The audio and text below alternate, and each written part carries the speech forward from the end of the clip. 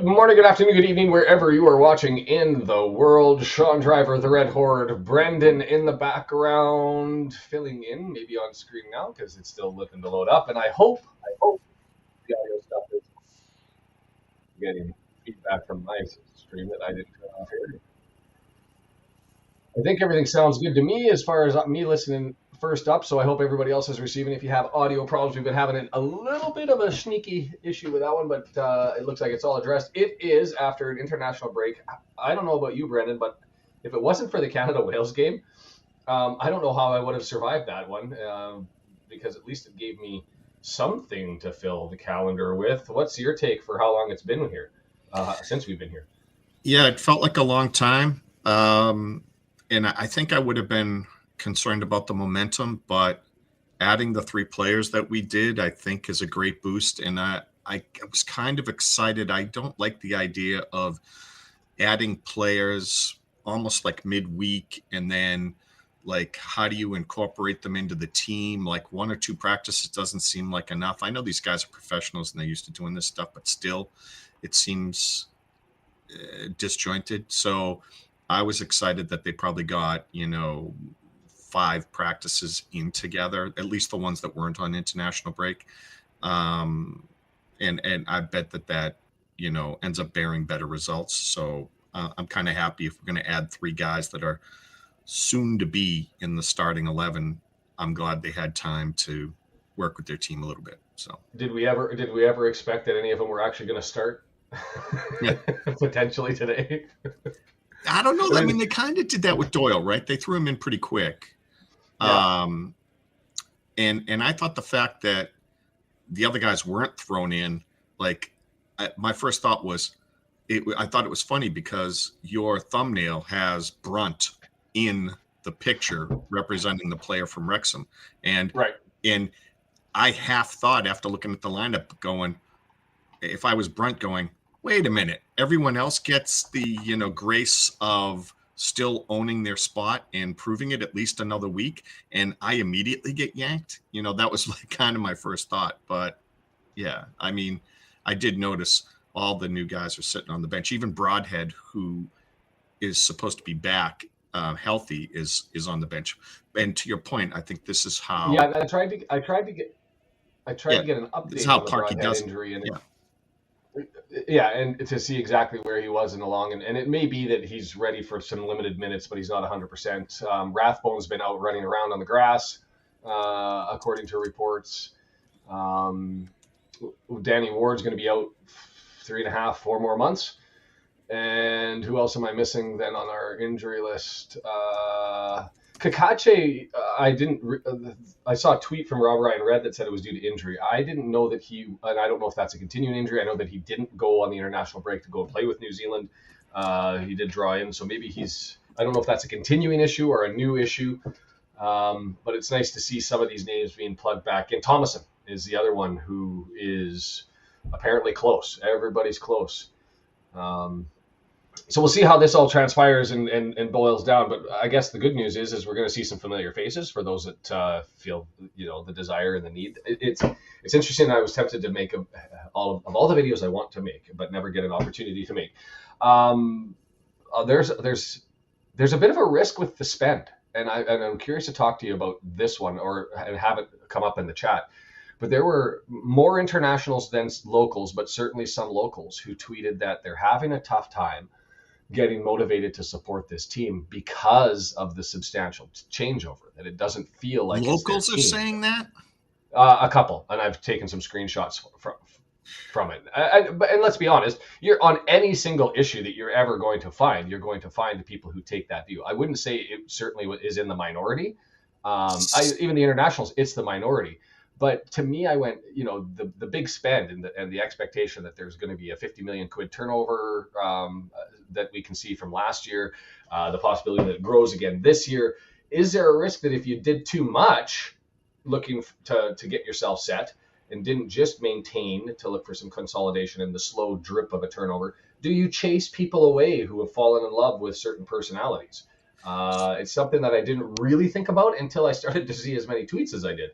So what's your take? Yeah, my take on that is really strange. I thought that was one of the major differences between UK football fans and North American fans, where we follow players more in some sports and they follow badges more, The badge. right? Yep. They're ride or die.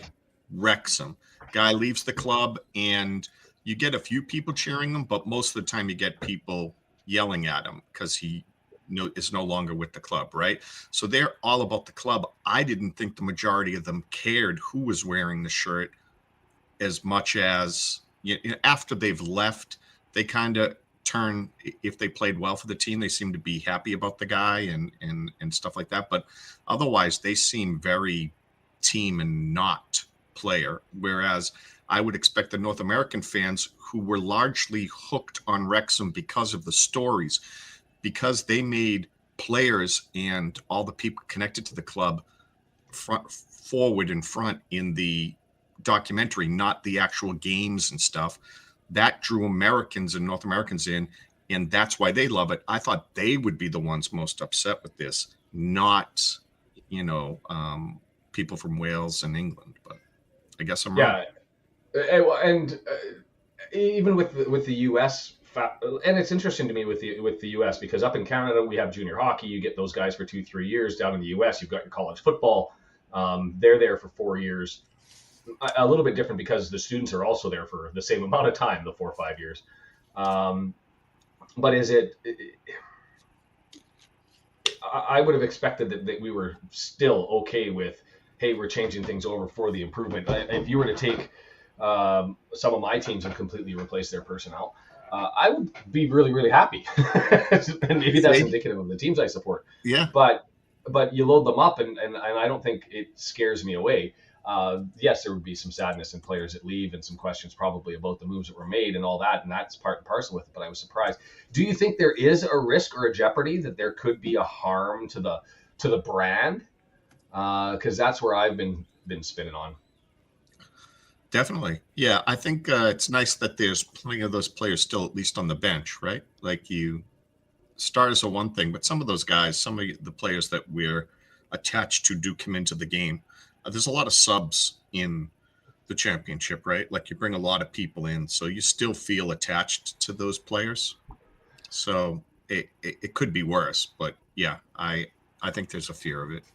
Did we want to go through the lineup and throw it up on the screen and go through that process? Sure. Can I just want to throw a picture up. I believe it's of Welsh Techie in the Wrexham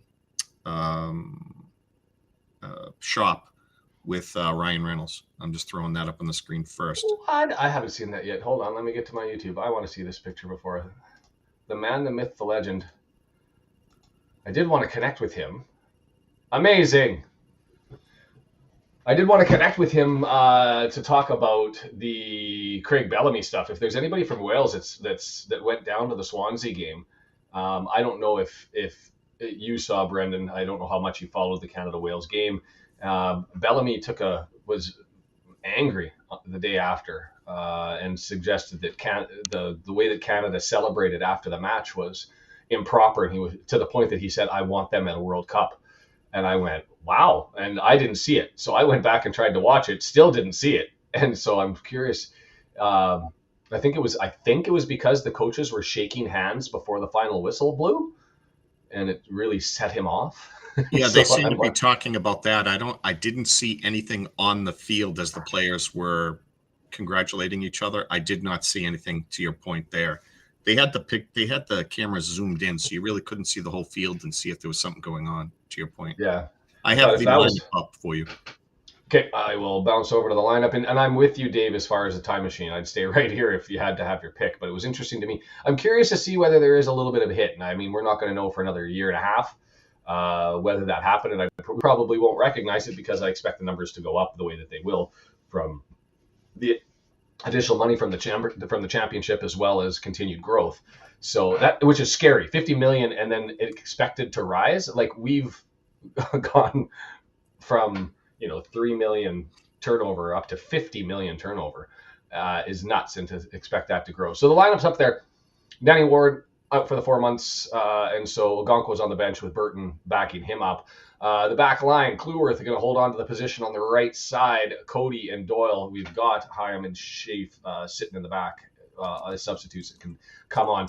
Longman and then McLean on the other side. Do we need to say, I think both of us are in agreement here, that we prefer to have Longman left, Barney right?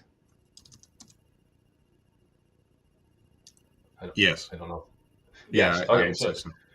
So that goes without saying, but that is what it is. Matty James, sort of the silent warrior of the club, just continues to show up every day, runs out, settles down the back line. Nice to see him there. Dobson going to be joining him with O'Brien, the ball hawk, and then up front, Hardy and Moore.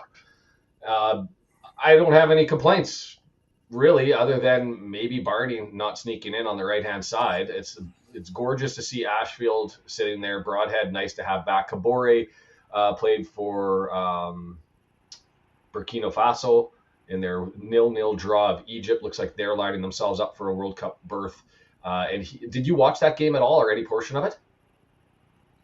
No, I didn't get to see that game. He's it. He is the straw that stirs the drink, at least for Burkina Faso. He right side. The only pace has it, control of the ball, capable in one-on-one battles. He is quick. The only thing that I wasn't like, he's pre-programmed to pass backwards, and there were times and opportunities where I was like, "Go, man!" and a little less go than I was expecting. But that's a minor issue. Everything else looked impeccable, and I went, "We may have don't fall in love with a lone player, but and his crosses were amazing." Every new guy that we get, obviously, you're looking for like the highlight reel to see what you're getting out of the player. Yeah. You're like, oh wow, like I'm excited, right? And who else is Kakache's was also pretty like exciting. Like you watched both of those, and maybe Windass a little bit.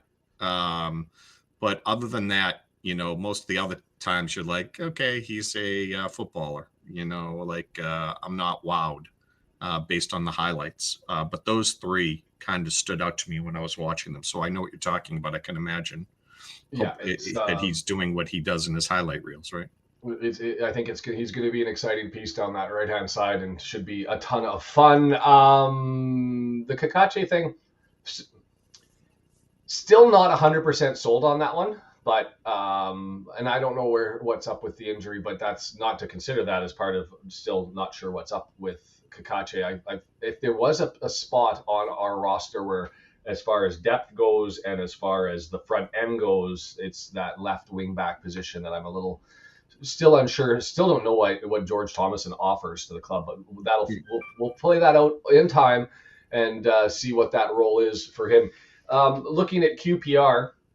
Queen's Park Rangers know who are you, byproduct of everything in life. I love the fact that they don't have the possessive S as a tight fit thing, but this whole match. You come up and you try to find similarities and differences. Obviously, different club, lots of history. QPR been around forever, staunch supporters, all that sort of stuff. But there's really a Wickham Wanderers story to this one. And I say that for two reasons. Leading scorer, we're very familiar with him, Mr. Richard Kone. He's going to be in the starting lineup and joining today. The other second thing is Benjamin Speedy. We've seen a lot. As soon as I saw Benjamin Speedy, it's one of those names where you as the referees go, you're starting to recognize names over and over again. And for me, when I saw Benjamin Speedy, I went, I know that name. Is that a good thing? Or is that a bad thing? And it turns out to be relatively neutral and muted. It's just that we've had him a lot from the National League into League Two, into League One. But he was the referee at the game that I went to in Wickham. So the Wickham, that big game that we had last year, the 1-0 victory where Smith scored late after the long extended break due to the health issues of the fan in the stands, which you can watch on the documentary. And Coney didn't show up for that one. He faded over the course of the season. But what's interesting to me is he started out relatively well so far this year. Did you want to bring up the stats generally that I put together regarding the two clubs? They're up. They're up.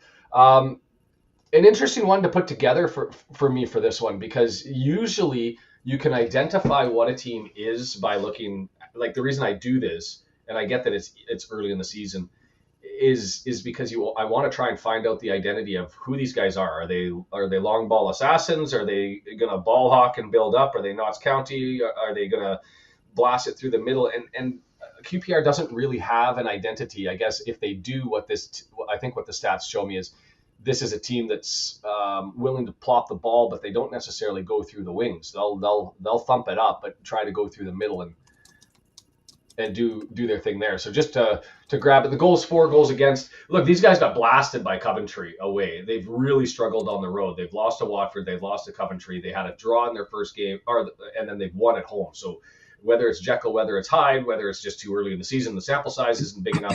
But 11 goals against already for them puts them tied for 22nd. We're not much better, tied for 18th, although it's only allowing 7 goals to their 11. At home, at away, and I didn't swap over the graphic as far as the text goes, but we're scoring. I mean, overall, 5th overall in the league, 3rd best at home. It's just our back line. We've had some struggles early on. I think I hope that that's under control with the improvements that we've made, and we've seen that already to a certain extent. Scrolling down then to just the shots on target, there are similarities here. Where the differences are is just like last year, and a continuing trend, and I guess some of this is the byproduct of the formation. We don't necessarily get a lot of shots on target. We don't have a lot of possession. But the one thing that we get is when we have opportunities, we finish well comparative to others. 55% of our goals 55% goals per shots on target. That's an impressive number. You look at QPR sitting at 38%, which is a steep drop off, and they're tied for 7th in the league. Shots on target against, we're giving up too much. That number's improved. It was 9 after game 1. It was 7 after game 2 as an average. We're down to 5.75. So things are getting better there. Save percentage. Do you see the red flag? 35.3% save percentage. As I said, 70% is the average watermark, and we're at 69.6%. We're sitting in 12th in a 24-team league. It's consistent across almost every league that you can use that as the benchmark, and it continues this season. That's up since Ogonko's joined, and the last game against Millwall, I should say, when as well with the injury, we were at 66%. So getting better there. The possession, they're not a heavy possession team, but they do it. They're accurate passes. They don't seem to kick about in the back. They seem to try to push forward. But when you look at their average long balls, there's a fair amount of them, but they don't necessarily have the crosses. So I expect some spray if you were to have a heat map of where their passes were going through the midfield. I can hear Mark Griffiths talking to somebody in the background with a hot mic. So we'll see what that is. I always prefer these games to be able to get Mark. And you've got a different broadcaster, don't you? Or do you have Mark for your Paramount? I think it's usually different, but I end up muting it or make it so low I really can't hear the person talking. Only because I'm playing with so many different inputs from audio. I don't want to throw stuff off. So, are we adding that surprise that I said today? I couldn't get it set up. Sorry. Okay. Well, we'll break. No, don't apologize to me. We'll have a surprise at some point here this season. Maybe the next game. I don't want to put a workload onto Brendan, but I found the perfect video. The funny thing was I had seen that like a day before, so I don't know. Oh, really? Yeah. And I was actually, but we're talking in code here, but we're talking in code. Yeah. I went a different angle with that. And I also have something really interesting in the same, trying to do the same thing, but a different one. So yeah, we'll have a couple funny things. So. Awesome. So we're still 9 minutes away from kickoff here. I did have another topic that I was going to say. Oh, that's a good one to chat about. And then everything early in the morning vacating me. Oh, the other thing that I should say, I'm going to be bailing in 2 hours and 9 minutes on the dot. Unfortunately, the only time that I could sneak my kid into some audition stuff for a made-for-TV movie, got to take care of things at 9 o'clock our time, and so got to get going to that, and I don't have a choice. I tried to move it around, but I also can't push that much. So opportunities abound for the eldest. Still waiting for his short film to come out. Still waiting for season 13 of the TV show he was on to come out. So it should be a fun time as he continues to go and look to build his net worth to be higher than his parents by the time that he's 7, 8, 9 years of age. If he continues up with this, that will be the reality. Sad. Where are we with things? I don't even know what to chat about. Just watching around the league and that sort of stuff. Did you watch Sheffield United or catch the highlights of that one? No, I missed it. I had to work. I mean, what the hell is going on there? Oh, it's When Calls the Heart sci-fi.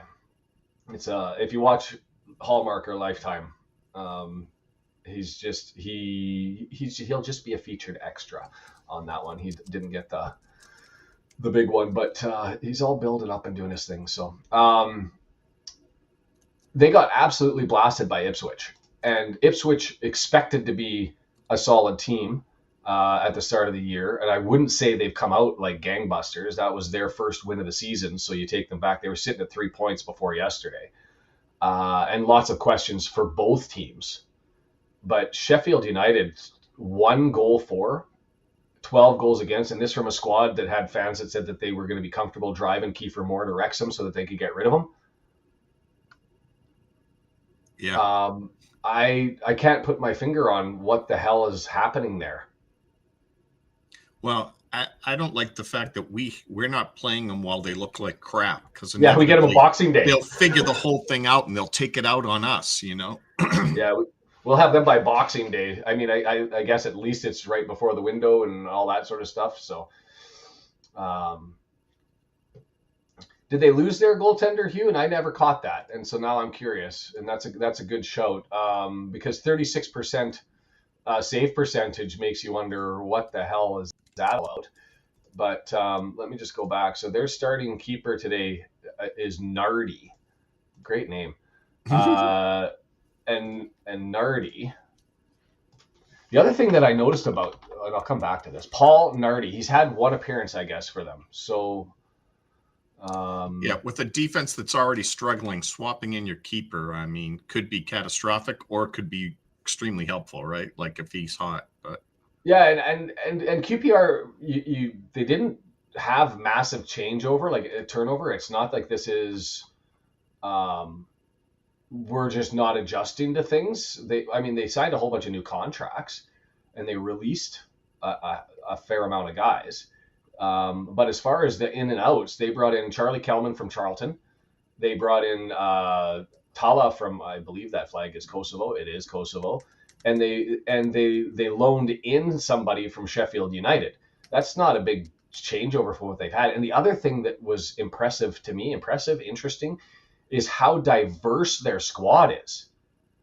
I mean, they've got Bermuda, they've got Martinique, they've got. Wait a minute! You're not going to start singing Jamaica. Ooh, I wanna take you. No, but they do have a Jamaican. They do have a Jamaican on their team, Isaac Hayden, who's got 7 caps for Jamaica. But fascinating to me, and we're not talking.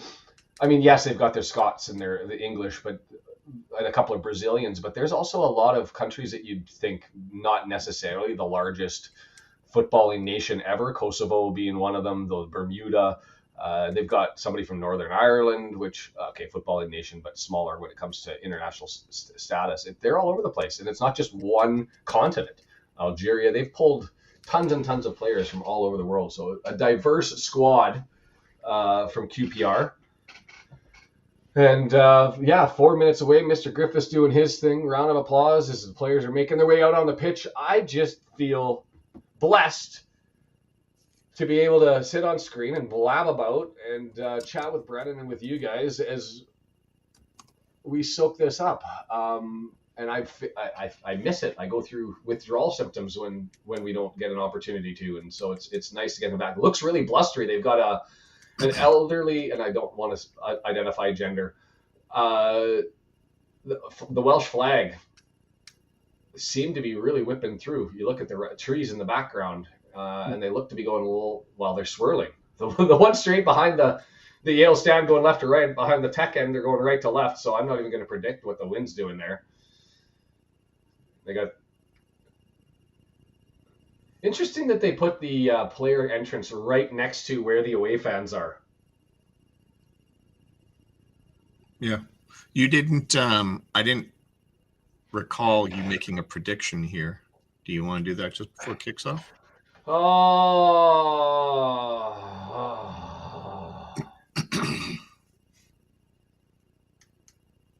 Prediction. Sorry to make it 2-0 us. For you. Two what? 2-0 us. I like it. They give up a lot of goals. We get at least 2 a game, and it's at home. I'm thinking we bring in some of those big names off the bench, and they look to prove something. They go bananas. So I'm hoping for more than that. I'm hoping for maybe 3-0 or 3-1. And it's not that I think QPR is a bad squad by any stretch, but they've been struggling away. They've had 2 weeks to try to fix things. But at the end of the day, I think that we've got an opportunity to, like, we've got a high percentage of our shots go in, 3rd highest in the league, 55%. You've got a goalkeeper who's new to them at least, a newish, and I don't even know where they signed him from. Paul Nardi, 31 years of age, and he's been with them for a while. He was with them last year, so 26 games last season for them, and so we'll see. I just the big question for me is has our back line figured it out? Dave with the $5 contribution, thank you so much, appreciate that. Jason's giving his prediction at the end of the match. And good morning to Brendan's dad. Charles, how are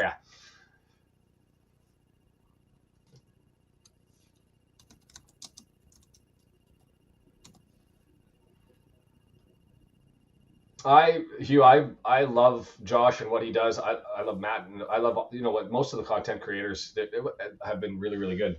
And I wish I had the time to do what he can do. Unfortunately, I don't. I'm on the bench, and the other one we haven't talked about, Ashfield's still finding a home, and I guess he's earned that. In practice, yeah, yep. And in performance when he's had the limited opportunities, right? I was upset he didn't get in certain games. I thought they should have been bringing him in when we weren't playing well, and they didn't. I would love to see some early subs. James McLean wearing the captain's armband, blue and white horizontal stripes, hoops, as my contracts professor would have called them in law school. You want to call it out when you start? Today. I will call it out. Wrexham going right to left towards the tech end, interestingly. QPR going left to right. Coin flip, obviously lost on that one. The empty cop. We're underway as Hardy gets us started and draws it back. And I forgot to bring up.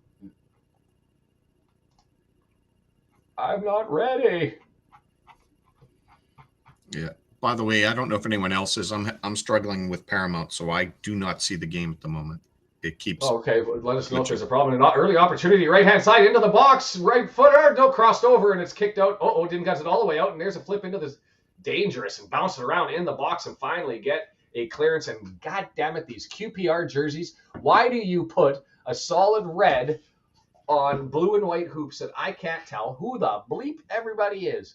What about my needs? What about what I want? Long ball searching in, and a shoulder charge there from Kluworth. Knocked his player straight onto his backside, and I'm not going to complain about that one.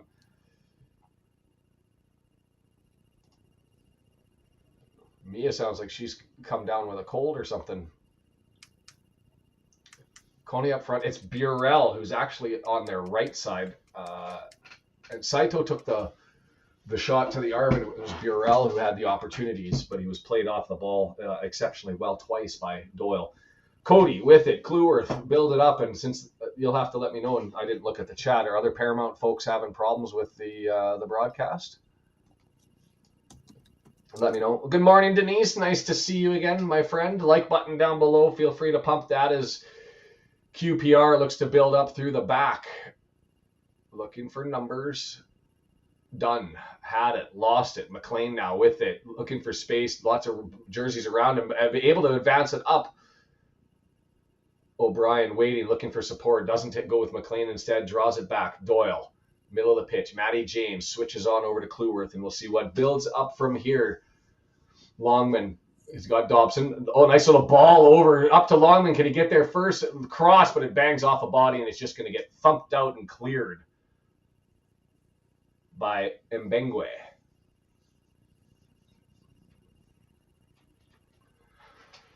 A spry start, both sides, opportunity seeking. Nice little pass there by Dobson over top.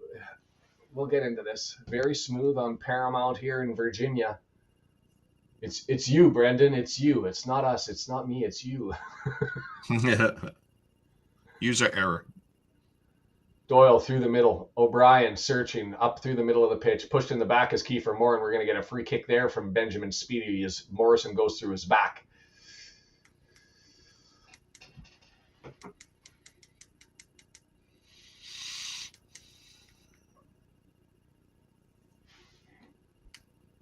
Appreciate it, Denise. 35 yards out. O'Brien standing over the ball. Morning, Gail. I love that we get the familiar faces and the little community still comes in here and everybody, as well as new people dropping by. Lots of players lined up right just on the edge of the box. O'Brien's there. He's going to play it to the left-hand side. McLean's going to look for the cross. Take it on his man towards the line. Cross over. Dangerous. Oh, just flicked away right in front of Doyle. And it's forwarded on Dobson now. He's going to thump it. Hoofed straight up into the sky. Somebody get that thing. Knocked loose, and Moore's going to go chase that down over towards the goal line. It's going to go out for a corner. Fends his man off. Good luck getting through Kiefer Moore. Is there another streamer in my neighborhood eating up all the bandwidth? Why am I all fuzzy?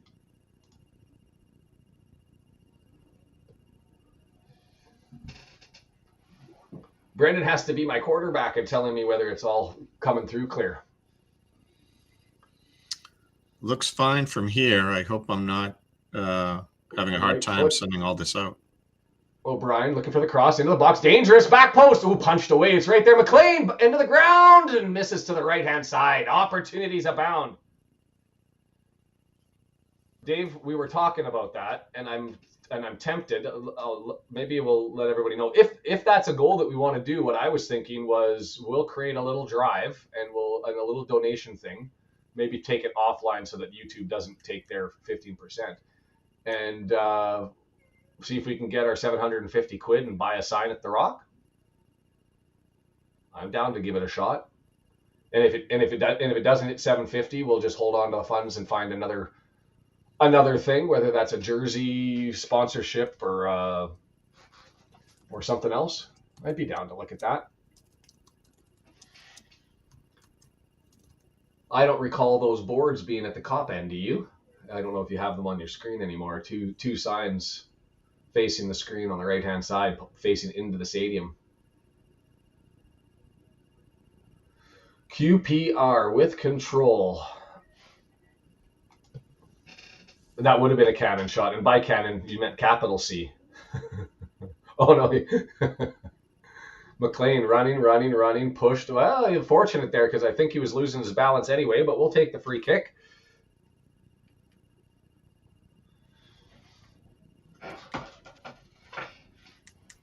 Matty James draws it back. Doyle rules. Cody with it, Cluworth.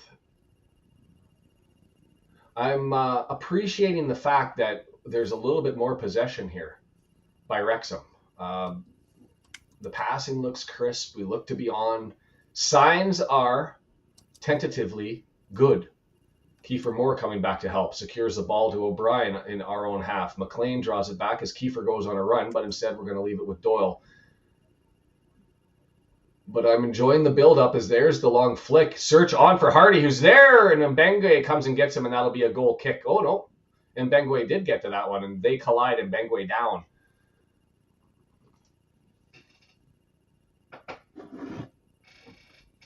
Yeah, contributing to the windbreak. Expensive windbreak, though. Bringing in the electronics. That was a good... Lead the ball down to Hardy, give him a shot, and then Mbengwe just got there before Hardy did and scoops it out. Corner from the left-hand side.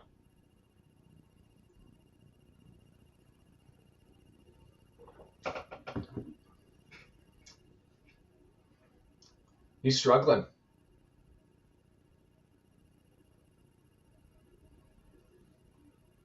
Okay, go near post where Mbengwe is.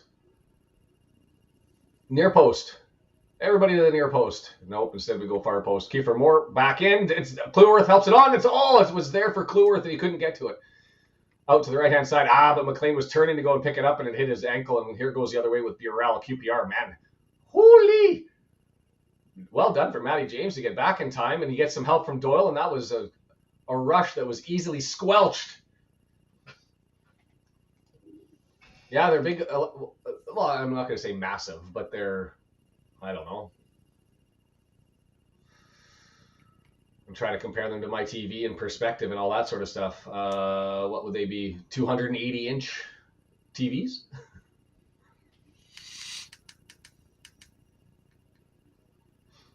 Nardy. What a great name. Nardy. I feel like we need a Wayne's World guitar lick after I say that every time. Pox Doctor, given the highlights and the scores around. W&G was with us on Tuesday. Haven't seen him as of yet.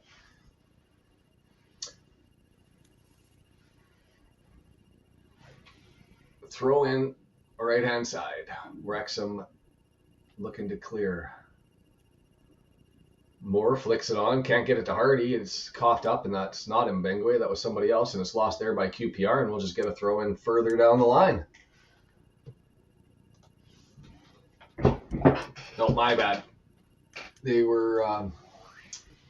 it's one of the things that North American stadiums, you're used to these big monstrosity scoreboards, and you don't necessarily get the same thing over in the UK and in Wrexham. It's tall little tiny screens, and even in the tech end, the biggest screen on the place, and it blocks views out of the tech end. Looking to try and find Saito, can't get him. Ball comes loose. It's still a little scrambly. O'Brien goes to try and collect it. It's bouncing around all over the place. Hardy can't get to it, and QPR ekes out an extra possession. Norrington Davis up to Saito. Good tackle. Holy! That was Kluworth. Hardy all by himself, but he's able to get it along the line, beats his man around. He's got Mbengwe. He's got it around him, tries to flick it for to Moore. Well done by Hardy, and he gets up and he's going to go chase Mbengwe again into the corner. Get some work in, Hardy. Put your legs into it. Rocket City Trash Panda fans. Not a lot in the final thirds, not a lot of touches in the box, but between the sticks, both teams busting their hump. They've got movement in and around the ball, away from the ball. It's been not manic, but busy. Cody just gives it away, and there's a long ball trying to feed it through and way too far, and is that gonna? It's gonna die over in the corner. So Doyle's got to go and get it. Burrell with it right on the goal line, stabs it forward. Dale over to Saito, flicked on, dangerous ball into the box, handball. His guy, he got it with his left hand. So it's going to be a corner.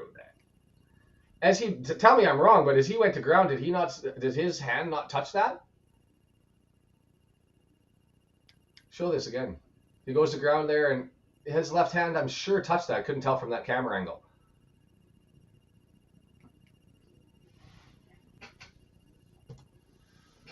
No, they can leave him on RKO. If he's injured, keep him. Left-footed in-swinger. Still don't know who anybody is because I have to go by facial recognition. because and hairstyles because I can't see their numbers well enough. Dunn and Clueworth having a talking to. That Dunn's a monster. Max having a smile though. So their corners are being taken by number 20, Vale. Vale goes far post and close to Gonko, so he punches it away, but we got a foul on the opposite end as BRL ran into somebody. And somebody's on the ground.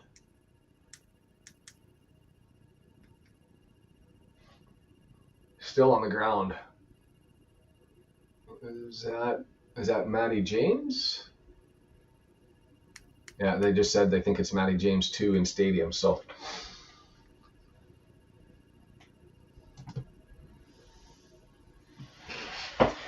And Hugh, are you talking kit? Or are you talking just around inside the stadium with respect to like the workout room and the stuff on the far side where they've changed the players, that sort of stuff? Or are you talking prospective too?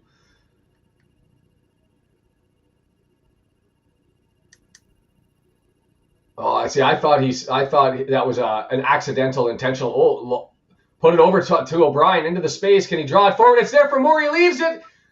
Left foot, Longman, not cleared though. Dobson's going to be able to collect that. Draws it back. Matty James misses. Goal kick. There's a buzz. Denise, people have said it's okay. Brennan was struggling too. Paramount seems to be selectively wonky today. George, that's what I had predicted when ordered to do it. Was a 2-0 win. Benjamin Speedy got in the way there of that opportunity. Elf or EFL, Giselle? No, that's why he's our defender in our midfield 3, right? Because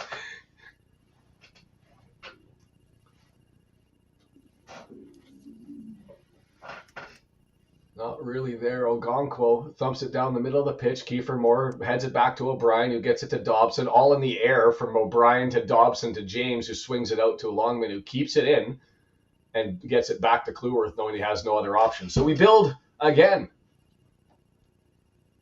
Hey, Christmas is coming, so maybe you were just a real big fan of Will Ferrell. Looking for more, couldn't run into it. Gets tangled up with the legs, but he keeps on going.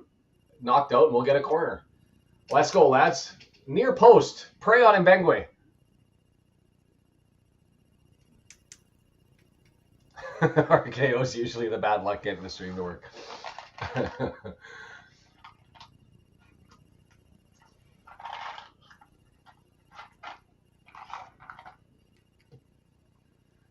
The crowd seems quiet, doesn't it? Whether the gains are turned down, but I don't really see the tech end on blast here. Is far post again, too close to the 6-yard box, but Nardi doesn't go and get it. It's headed away. And Longman, he gets there first, but can't get to it. Can't maintain it anyway, and he's lost control of it. QPR, that was stupid. We'll take that. Just thumped it down the pitch. I don't know if he was looking for BRL, but he missed him by about 12 feet.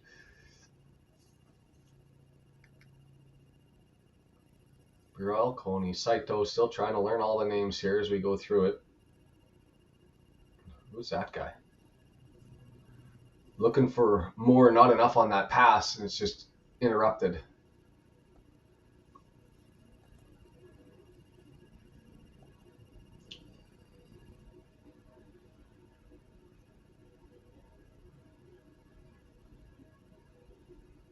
God. Doyle on a long ball just clears it through. Dobson fouled in the midfield by Bale.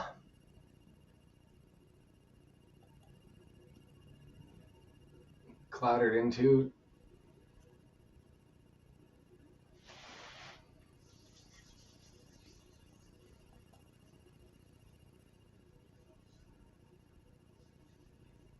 Oh, come on. I don't know who Doyle let it too far. McLean seemed a little sleepy on that one, and by the time he realized the ball was coming to him, tried to get the giddy up down the left hand side and just lost it, and now the throw in the other way.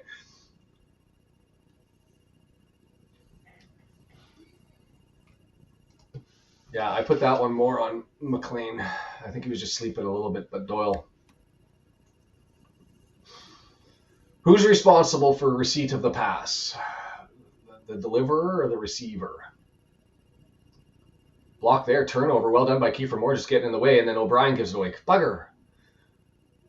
It's got scrappy, and it's got, fortunately, both sides. Coney back heel, Burrell, open space. Doyle trying to get back, gets it up to Coney. He leaves it, and well done with the drag play by Dobson. Falling to the ground, gets it over to Doyle, or sorry, to Cody, and then now it's Cleworth.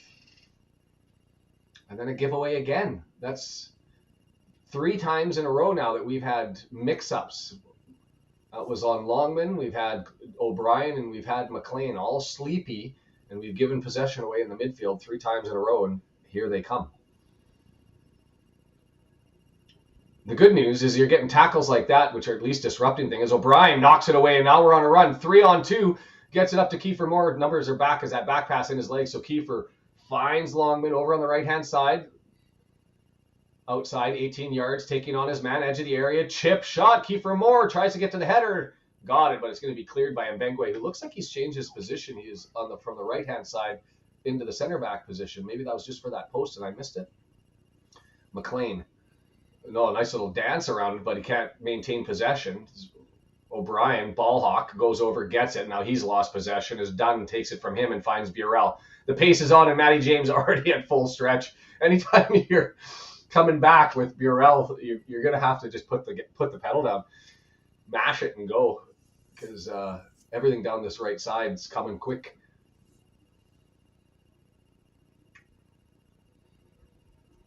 Yeah, I'll take that mistake though, George, because that was a mistake where he did the dance and it was potentially risky, but he's taking his man on.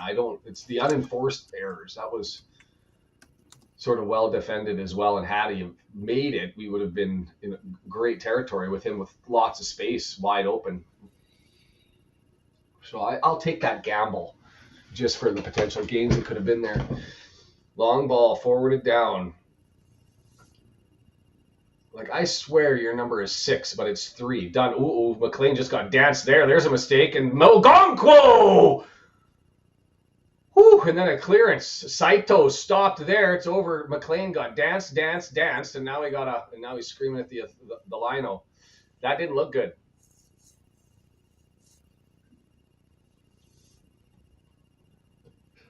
Had the ball, stumble, bumble, lost ball, looked for a foul, and got taken around by Vale, who flipped it out to Saito. Didn't get a lot on that shot. Was swinging the leg, expecting the pass to be a little bit more force. And had to lean on it to try and get it in. Ogonko called upon, answered the bell. And he's got Richard Kone smelling his armpits. Ogonko, well done, sir. Comes out, it's in the 6-yard box, so he goes and knocks it clear. Corner onto the right-hand side.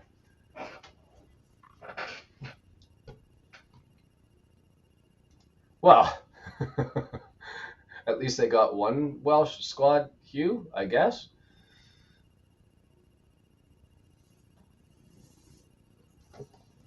Madsen taking them from the right-hand side, so it'll be a right-footed in-swinger to contrast with Vale taking them from, or sorry, their left. Madsen taking from their left-hand side. So here comes the in-swinger from Madsen. What's his service? It's in the area, headed away by Kiefer Moore easily, but with only 2 men out in the box, it's put back in for Madsen to try to collect. Dobson out there, smashes it off of Madsen. We'll take a throw in.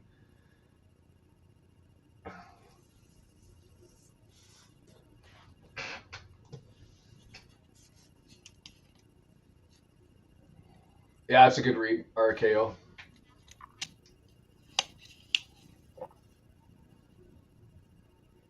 See, if Kim was here, she'd say this is destined to be a loss. We're not supposed to have this much possession.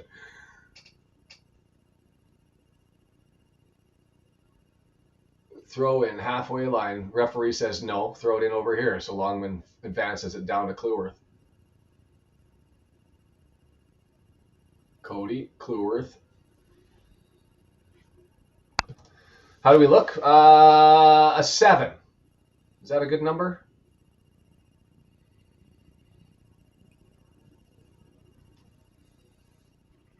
Yeah, no, I'd say a 7. It's nothing flashy. Both teams probably about the same. I'd give QPR a 6. I think we've been a little bit more on it than they have been. Turnovers aplenty. Oh, do we have a head knock there for Kiefer? Longman trying to chase it down and save it. And well done does. Cleworth gets it forward. Dobson's filled in for Longman as he saved that. And now it's Dobson with the cross. Looking for more. Not able to get a header. Well, he got his head on it, but couldn't put it towards goal. So we just tried to knock it down and it's cleared out. Yeah, we've had some mistakes in the midfield. Burrell's challenging us with the pace down the right-hand side. But we've been in and around it. And the one thing I like is we're eking out extra possession with ball hawking effort through the midfield. So, okay. So now we're going to talk about a South Welsh bias for sure. It's one thing to be like, hey, we're going to split our coverage and this time we're going to do Swansea. It's a completely different thing to not know what the other Welsh squad in the championship is doing.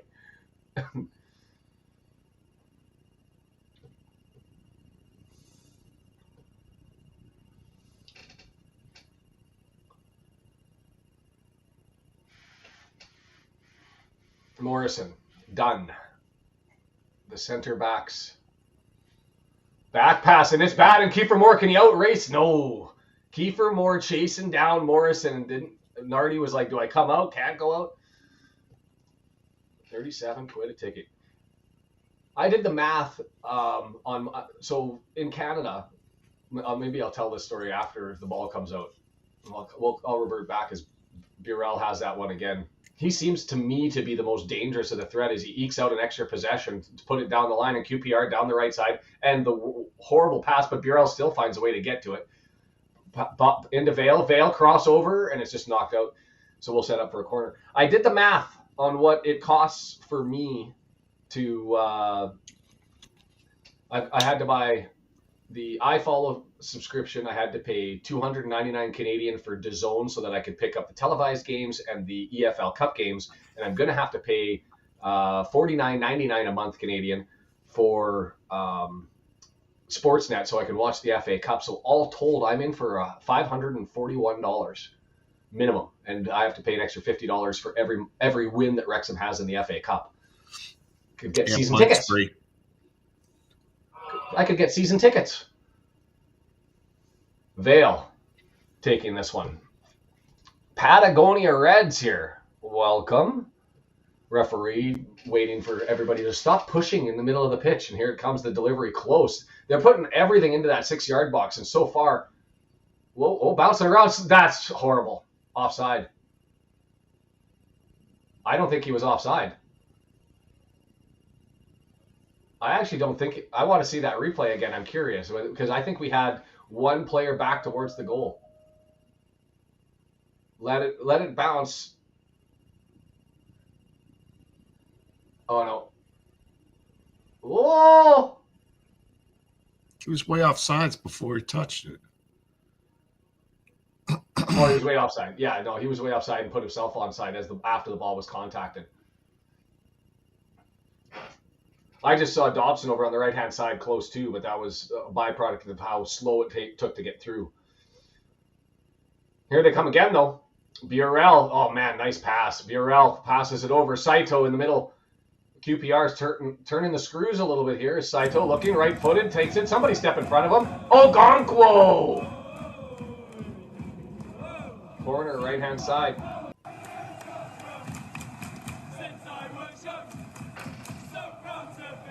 Got to turn Mia's game up. Yeah, I got distracted by the pace of the ball.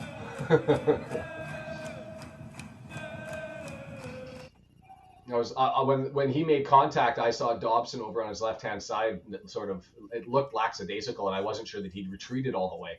But it wasn't a problem when I saw it on the replay. Vale. This time he doesn't go anywhere near the 6-yard box, and it's easily cleared. But here they come again, and cross Ogonkwo. Brendan, what do you think of Ogonko so far? Looking good. Well, he's right now. He's being challenged and doing the things that he does well. Right. He Well, hasn't had. except for I've always questioned his confidence with balls in the 6-yard box and He's going to been play doing a them. little better, but they weren't. They were pretty obvious, and he wasn't having to come out far, and there wasn't a ton of traffic, so they weren't as challenging as the ones he usually screws up. So, yes, he's looking good. Yes, everything that's been presented to him, he's handled properly. But he hasn't really been overly challenged with the things he doesn't do well. Yeah. I hope we can stop seeing whether he's on form, but he appears to be. It's when he has to come way out and he delays and then he's in trouble, or like there's a lot of people around and he doesn't get to the ball or doesn't punch it out right. Yeah, and W&G, no need to ever apologize, my friend. It's nice to see you. Happy that you're here. Foul there, pushing the back on Saito. Clueworth King Kongs the ball between his legs in response. He goes down soft. I can just give a little bit of an update as W&G gets in. Stoke up on Birmingham 1-0. They're in Stoke. Bristol City up 2-0 on Sheffield Wednesday. Into the area, knocked down to Burrell. Left it there for Coney thinking he was going to run onto the ball, and he doesn't. And Ogonko just lets it roll out. Okay, let's flip this the other way. A little bit of possession. Control the temperature a bit better, and away we go. Norwich up on Coventry. I do have the championship scoreboard up, by the way. There you go. Yeah, perfect.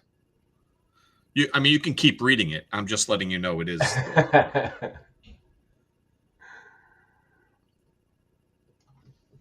Possession getting closer to 50-50, which means we're putting them right where we want them, right? Moore, he can't get ahead to it. Hardy's there, tries to get it out to Longman, can't. Clash of heads, no foul, I don't believe, but we're going to get a head check on that one. Is Hardy and was that Morrison or Mbengwe that down on the ground? Thank you, Dave. You're being way too kind as usual. It's unfortunate this morning. He got me 2 amazing gifts when he came up for the thing as well, and I only talked about one. Is I've still got a couple of Wrexham tall cans because apparently they sell the tall cans in the U.S. and we've got the little short stubbies in Canada. But the other thing that he brought, payday chocolate bars. The one thing that I miss about not crossing the border anymore, I would run down to the U.S. probably once every 6 weeks, once every 2 months. It's crazy. I haven't been back there in 6 months, 8 months. W&G, the goal was offsides on the QPR.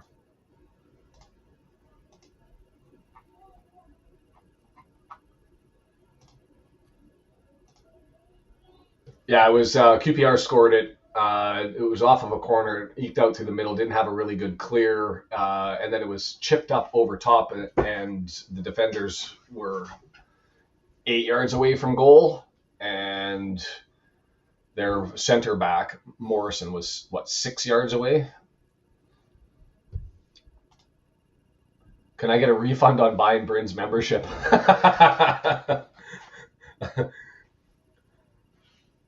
I'll buy you a cup of coffee or a beverage for the sign at the Rock. Hold off on that, Denise. I love the idea. Thank you so much for the donation.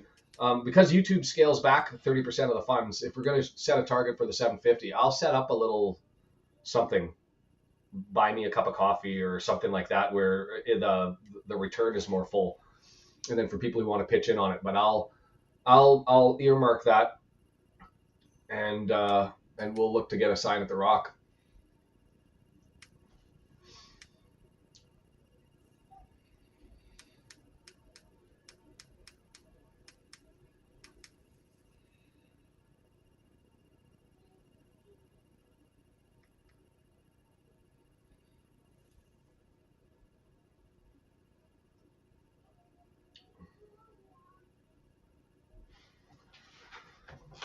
But he still likes his Mackies. All right.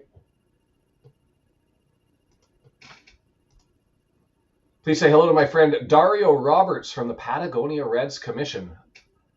Howdy, Dario. You guys should I should put up the Discord information, and I don't have it loaded up. Join the Discord. I'd be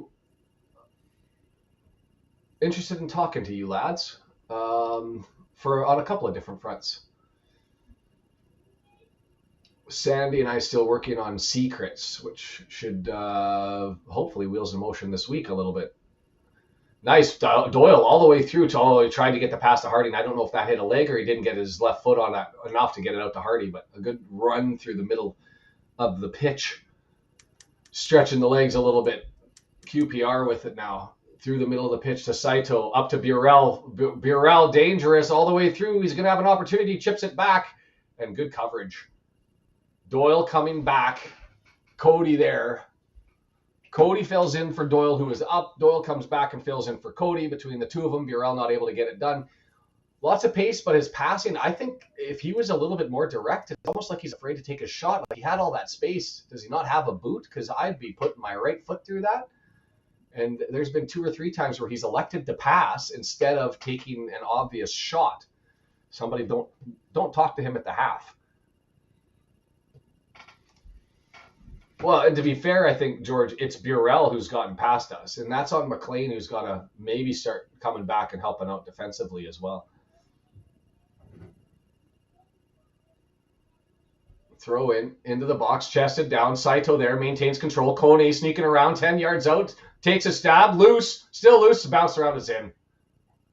Oh, Gonk, what did I just say about not getting the ball and it having to be just a little bit out? And it is on display. Ogonko doesn't come and secure it, and it bounces around, and it's 1-0 QPR as Burrell cleans up the garbage in the 6-yard box and just beats it by.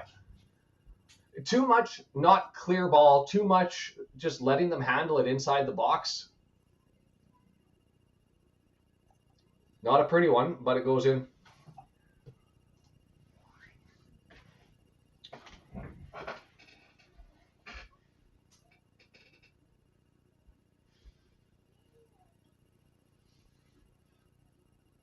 Like, how does Coney around 3 people squeak that through, and then Burrell goes in there and takes a stab? Did he even make contact with that? Oh, he did, and then it pinballed off. It went Burrell off of Ogonko, off of Burrell, and then went into the back of the net. And maybe Cody, but on that last one, but yeah.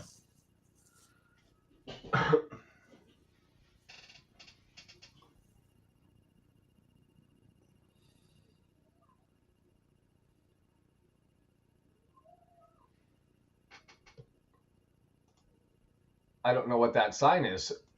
100,000 what?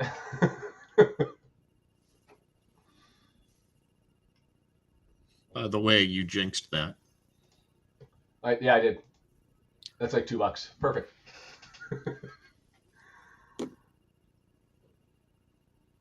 You said he's looking good. I said he hasn't really been tested. He doesn't do that part and then he gets his first test at the edge of the 6-yard box. He didn't go out there. And he did exactly what I said, which is he pauses and doesn't come out, and then boom. And RKO says the same thing. Ogonko didn't charge out. He hesitated, shied away from it. You're the goalie. Clear him out going for the ball.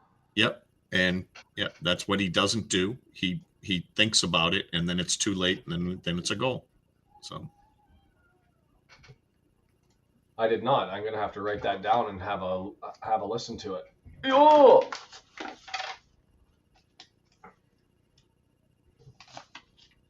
Oh, is this the guy who was disappointed because of how the club responded to him?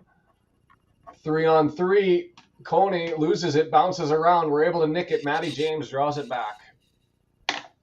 Gave it away. The opportunity here. Crossed over. Coney! And blocked off the noggin. Doyle. Saito with it. Beats his man, gets it out, and Matty James grabs it, settles it down, gives it to Longman, and he clears it. Long ball searching for Hardy, and Bengwe is going to get there first. I don't think we can call it an own goal, but it deflected. If it wasn't off of Burrell, it was. Did they call it an own goal? Oh, they did call it an own goal. So it went off Cody's leg. So it bounced. Burrell kicked it. It smashed off Ogonko because he didn't collect it, and then it bounced back off of Cody into the back. There's nothing Cody could have done about it. It's an own goal for standing there. It's not pronounced Norwich? Have I been saying Norwich? because I know it's Norwich.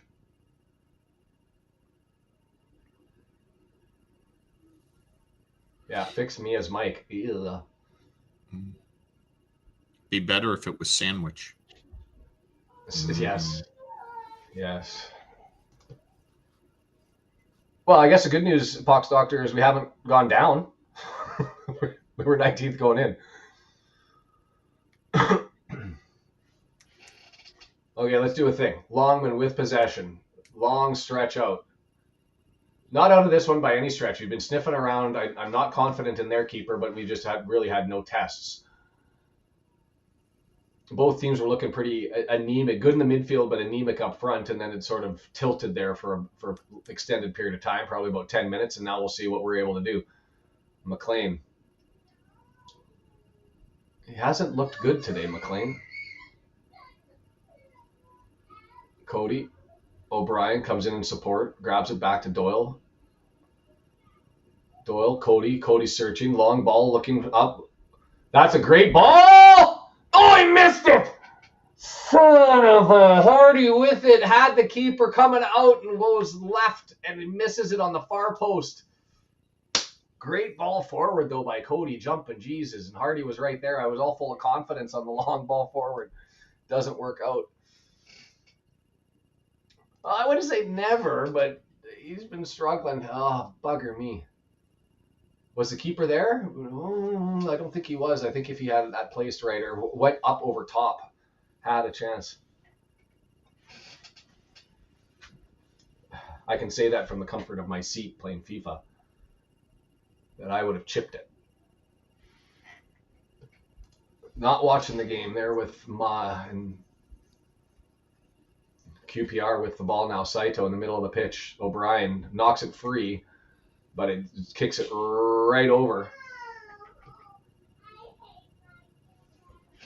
Saito, nice little pass there, cross, but it's blocked in the back by Longman. It'll be a corner over on the other side, so this will be Madsen taking it from the left-hand side.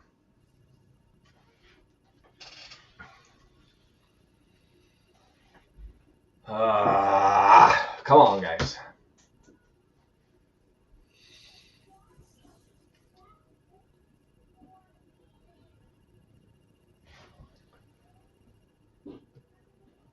Is that a sad ghost? Denise? I don't even know what that is in the chat. Madsen finally making his way over. Right-footed in swinger. Middle of the area. Ogonko comes out edge of the 6-yard box, grabs it, and he's going to throw it down the middle of the pitch. Trying to get it quick. Grabs it up to Hardy. Red jerseys aplenty. Nice pass to O'Brien. He's got more left-hand side. Looking at the area. He's got Hardy. Takes the cross and too far. He was looking far post for Longman, who'd come up to fill the gap, but the pass just a little bit too far forward and couldn't get there. O'Brien seems to be moving surprisingly well after taking a shot to the family jewels. I didn't even notice. Was that Longman who couldn't get to that one? Oh, he laid up a little bit. Go to the posts. Go to the sticks. Yeah, he slowed down. Yeah, he pulled up.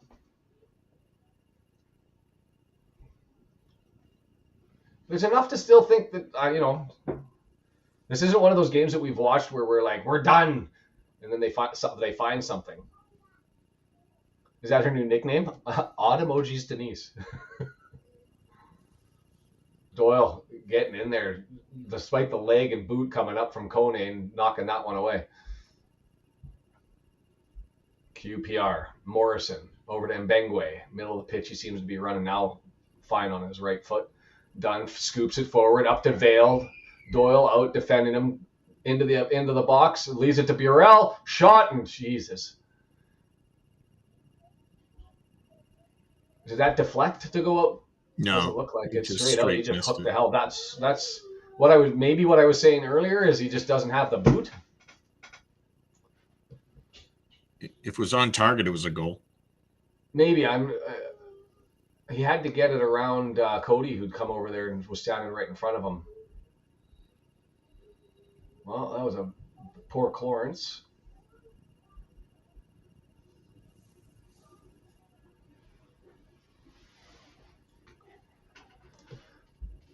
I didn't even know I had that emoji available.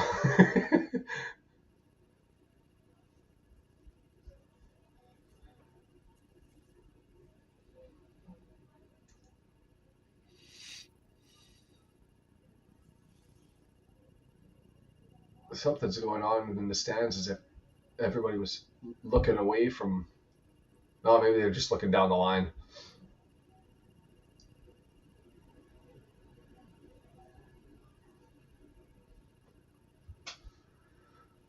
Oh, come on, lads. Looks like a glorious day there. Standing in the sunshine, looking at blue and white hoops in the stands as Hardy heads it. Doesn't get enough on it, so it doesn't go to Longman. Instead, Mbengwe flips it up and looks for Saito. Saito blocks his man off. And here goes Saito taking on Kluwer with James there in support. 3 men in front. Chips it forward for Burrell, who's over on the left-hand side. Saito, Burrell. 3 men, and he's fouled. Yeah. He was spinning before he even got contact from Longman. I mean, he looked for that. Yes, the contact was made, but Saito was tornadoing himself into the ground before he even made contact. Genie wants the Tukes already? What? Oh, no. He took the opportunity. Is he 12? Schoolboy football. My fellow Canadian is there. Where?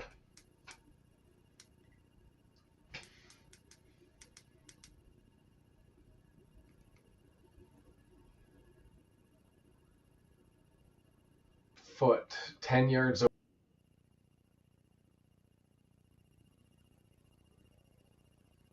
away. Mbengwe lets it bounce. Always dangerous because you let that happen. Hardy running onto that one. Can't get to it, and it's going to be turned up there by Vale, Saito over to the... I'd say the difference in this one, and tell me I'm wrong, is that Saito and Burrell have been doing a better job than our midfield in advancing. I haven't said Varane and Madsen's name, but when you have Saito and Burrell on the right-hand side sort of chewing up yards, and oh, God, tons of space. Kone scores. Fuck. What the hell was that? Absolutely shocking defense, and you could see that built up the entire way through. That was maybe the most horrible goals against that we've given up since I've started live streaming. Like, they just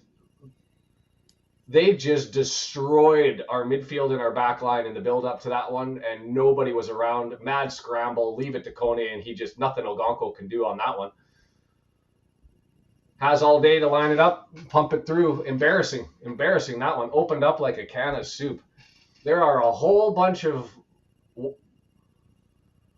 white shorts laying on the pitch in Wrexham as we just got undressed collectively. Madsen with the stab through. 2 men collapse on him. Cody's now on a run back trying to get in front of Kone. It seems impossible that they had 3 white shirts closer to the goal than we did. Like, we had no player in his back.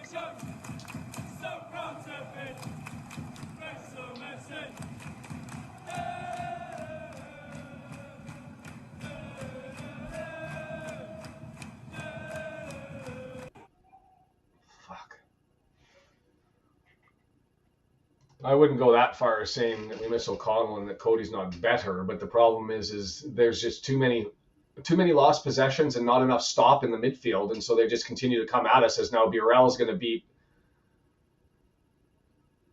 And McLean's now back. Doyle, nice tackle there by Doyle. 4 minutes of added time. Doyle searching forward. And it got through. Hardy moving forward, right foot, and not enough on it, and so Nardi's able to dive and collect that one.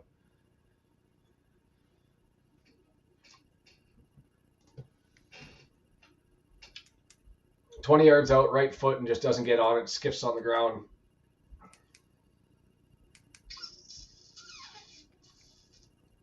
Well, McLean did a thing there, interception. Drew it forward, bad pass to Moore, but it ends up going to Dobson, and O'Brien ends up collecting it and switches on now to the right-hand side. Longman, white jerseys, all back. Whipped across and is headed out for a corner. We'll take that one. Nardi should have been screaming at that one, and Nardi saying, or Dunn saying to him, well, talk to me.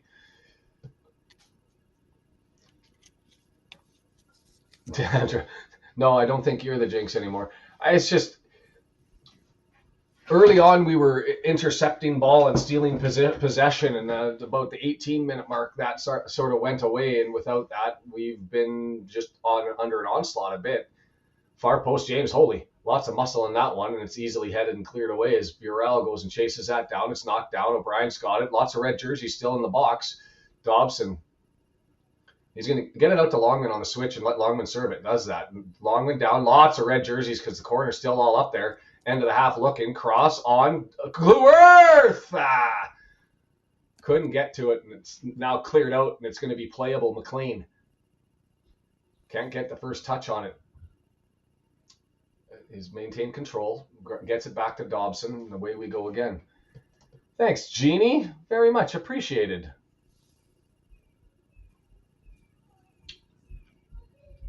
Dobson looking over to Longman. Good touch, able to knock it down, control it, gets to Cluworth.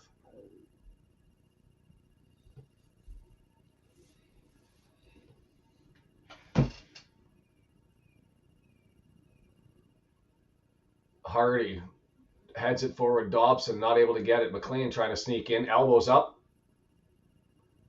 QPR gets the ball on a free kick.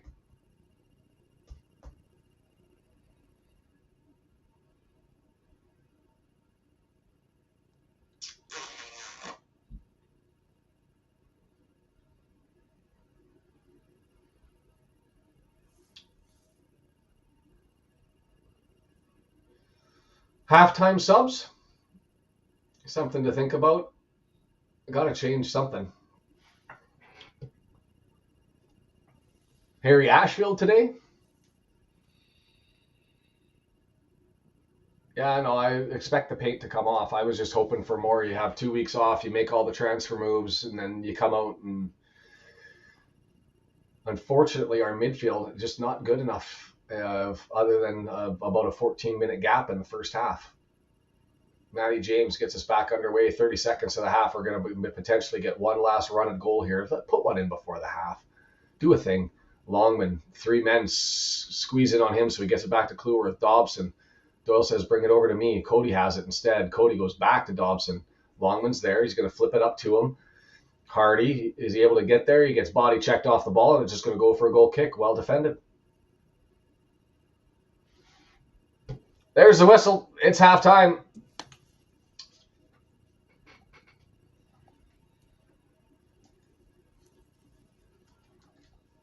Bugger. I'm not so upset with the first goal. The first goal, that's going to happen. But the second one, I mean, we just got collectively undressed.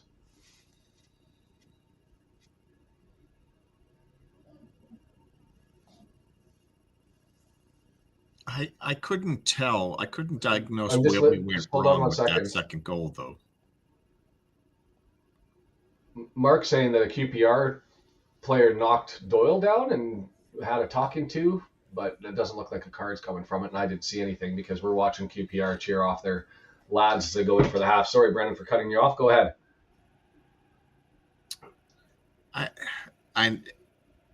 There seemed like there was a lot wrong because there were 3 white shirts, back on that rush by QPR.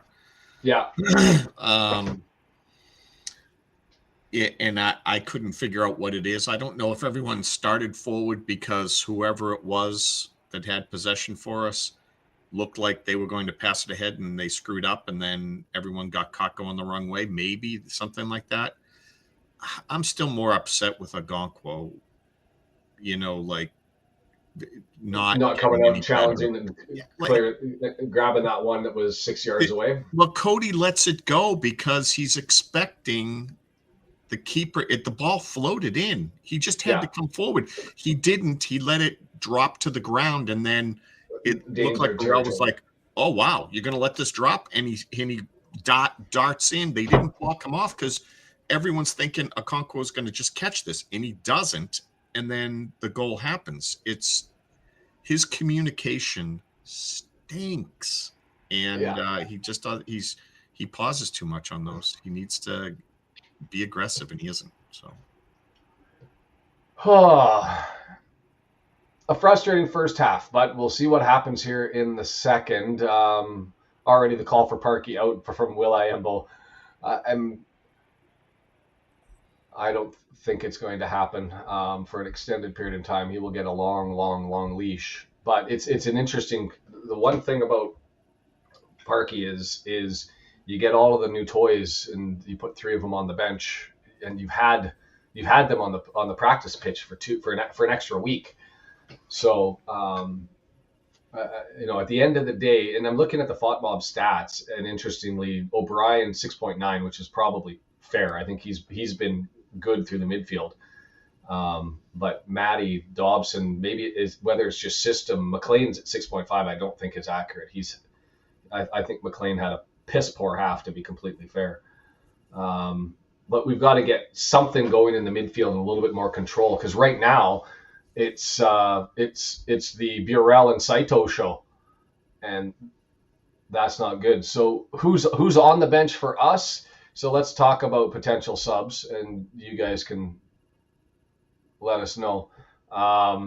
It's not there. So you got Brunt, Hyam, and Sheaf all ready to come in the back line if you wanted to. You could do a full swap if you wanted. I don't think it'll be that extreme. Barnett's on there. Kabore, so I think you'd see Isa, especially in a loss, because he's got pace and a whole bunch of talent, and maybe to come in for McLean and Longman to swap sides. That'd probably be what I'd prefer to see. And then you've got Broadhead, Ashfield, and Smith. So Dobson out for sure. Broadhead and or Ashfield in. If Broadhead's healthy, I think you've got to put him back, right?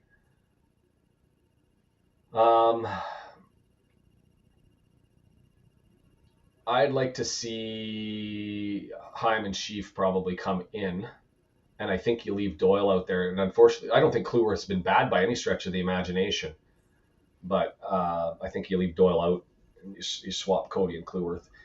So we'll see. Am I excited for hockey? I don't know. My team's going to suck this year. There's actually things that are out there saying they could be a sleeper pick for a playoff cup contender. It's not happening. Our stars, our main star wants out, captain of the squad, wants to play with his brothers in New Jersey. So we're just waiting for the inevitable. And so I don't know if I'm really that excited about it. I'll watch some games. And that'll be that. I did put my name in for the FIFA World Cup ticket draw, so I'm waiting for that information. Paid a little bit of cash to try and bump my lottery chances.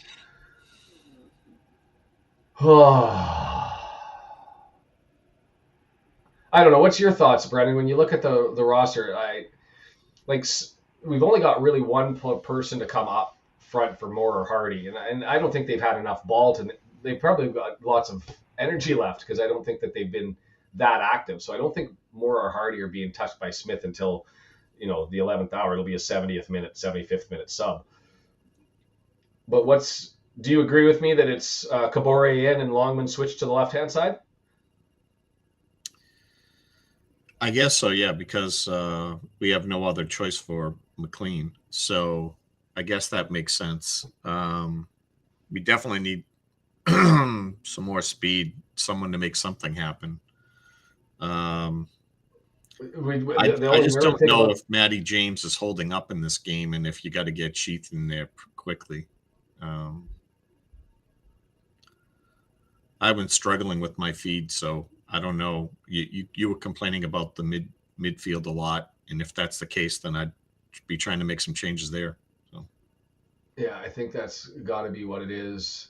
So I haven't heard Dobson's name hardly at all, right? So again, I can't necessarily agree or disagree with you about the midfield, but to your point, as much as you'd want to get McLean out of there, maybe you need Dobson and James out of there today. So George identified the 14 likes versus 120, 102 watching seems easily fixable at least. Yes, we can do that. We can improve the scoreboard that's down below if you just go down there and bump the thumbs up. It appears my criticism of Okonkwo was disliked considerably. A lot of people in the chat think that QPR is just getting too many wide open shots, and I would agree. It's been a swarm. That's definitely happening. I just think we were specifically talking about things that we think Okonkwo needs to improve on, and we mentioned it just before it happened, and I still think he had some blame in that. But there is way too many good shots. Chad is correct. And that's probably more of the reason why we're losing than is Okonkwo's misplay there. So. If we go to the stats here, I imagine you probably have them up already. I did, but we're going back to them. You mentioned them before I had them up. I'll go back. Yeah, let's go back to them because the one that always matters to me again touches in the opposition box, 23-11. You're big on box touching. I love touching box. Touches in the box. Yeah. 23-11. Yeah, that's too much ball contact in the box for the opponent. Expected goals 1.03 to 0.54. Total shots, we're not completely out of it, 7-6, but they've had 4 on target, which is important. Nobody's had a big chance. I'm surprised that Coney one didn't qualify as a big chance that they were successful on. 188 passes on our 267 average. That's much better. So they've been happy to let us carry the ball, 55%. We've been happy to pass the ball around. That's great. There's going to be opportunities here in the second half. Excellent shout, Dave Foster. You are correct. I missed the shout. Where's the shout from Dave Foster? Hit refresh. We got 52. There you go. Fouls committed, 5-3, corners, 6-4. Statistically, nothing really standing out except they've had better chances and more touches in the boxes. We're still searching for things on the outside and on the periphery. You look at the shots on goal, all on that right-hand side, everything down Burrell's wing. Frustrating. He's not super wide, though. I mean, I think you have to put some on Doyle, too. I mean...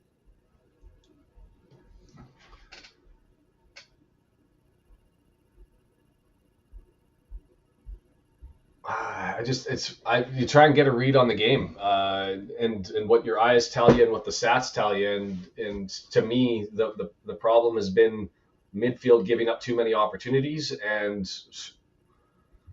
I'd like to see that highlight again with the goal to see how the ball was squibbed, and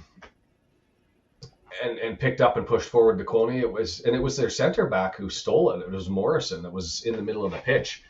And they had three jerseys swarm on Morrison and not able to get there.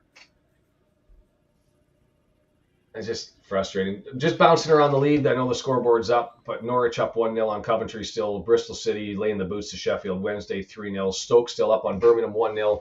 Hull with a late-ish goal in the first half to make it even 1-1 in Swansea. 0-0 Watford Blackburn. 0-0 West Brom Derby. I mean, the only good thing I can take out of this is everybody else around us not necessarily stepping up and doing that much, except I guess you saw Ipswich Town, who was tied with us on points before the start of yesterday, beating the tar out of Sheffield United 5-0. Charlton finished 1-1. Oxford United, Leicester's finished 2-2. Preston, Middlesbrough 2-2. Nobody's really running away with it. The Sheffields are holding down the bottom two, and long may that continue. And maybe it is just a season of consolidation, but you don't spend as much money as we do and expect that that's going to be the thing. We've got lots of runway before the end of the season for Parky to figure this out, but it's just not there today. And there you go. We're down to 20th. Subs won't fix this because it's a coordination problem. And you know what, Freddie, that there's something to be said that. The guys look like they don't know who's supposed to do what. Individual failure, secondary effect of confusion. There's definitely, I don't disagree with that. And I thought with 2 weeks of time on the pitch that might solve the problem. But if it's not personnel, you can certainly point to structure. The one thing that I give Parky credit on, two things. He goes out and gets good guys that are easy to support. They're not just good players; they're team guys. And so when you look at the magic of Wrexham that has happened with late goals and push and the never end, we get guys who bust their hump. There's no prima donnas on the team. It's blue collar, hard works, get stuck in, do the job type guys. I give him credit for that. And as much as I criticize him for his use of subs and his personnel and that sort of stuff, what I do appreciate from him is his guys are usually fairly well drilled. And so that's why I didn't look at that as being the reason or the justification for it, is because usually that's there. But it's certainly a plausible reason. Lee's not good enough to make the sub list. Wemo, that's my take on it. Ashfield's to me is clearly surpassed Lee, and Ashfield isn't even a guaranteed to come off the bench. Brendan, what did you think about Freddie's comment there? Freddie's been saying a lot of smart things in the chat. So is George and a few other guys. Yeah, I agree. They don't look on the same page, and I've been wondering if there's something about Cody and everyone else, because he seems to be barking a lot, and they seem not in sync. I'm also maybe a little worried that Doyle is so offensive minded that he's cheating too far up for Cody, and they're not on the same page with that, because that whole side doesn't seem to be home. Like, there seems to be a lot of space to run in behind McLean and Doyle over there. So we're all sort of in agreement. Sheaf in for James, Hyam in for Cody, and Kabore coming in possibly right side to swap Longman on left side would be things that we'd be looking for sooner rather than later, if not at the half. Parky's making his way out. He's got paper in his hand. Deep breath. We get looking to get underway here in the second half shortly. 8:04. There's a chance I might get this whole thing in.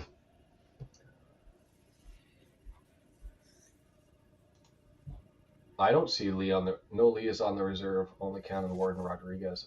Well, was he not added to the squad? Oh, you're right. The 22 squad. He's on the reserves. Well, that's the thing. I was hoping that we'd see something better as far as structure goes and an improvement on Millwall. You go into the break on a high with a solid, if not an impressive performance in Millwall. You go out and you get a bunch of additions to the squad, and you've got 2 weeks to drill.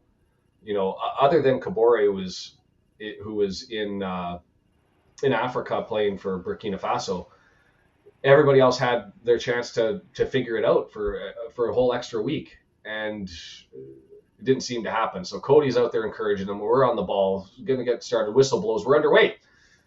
QPR towards the tech end, right to left on your TV monitors. Wrexham from left to right. No subs at the half, and so Dobson heads it, and Saito almost took that one right off of Cleworth. Ball bouncing around. It's entered down Burgess, sorry. Burgess? Burrell? I don't even know who I'm talking about anymore.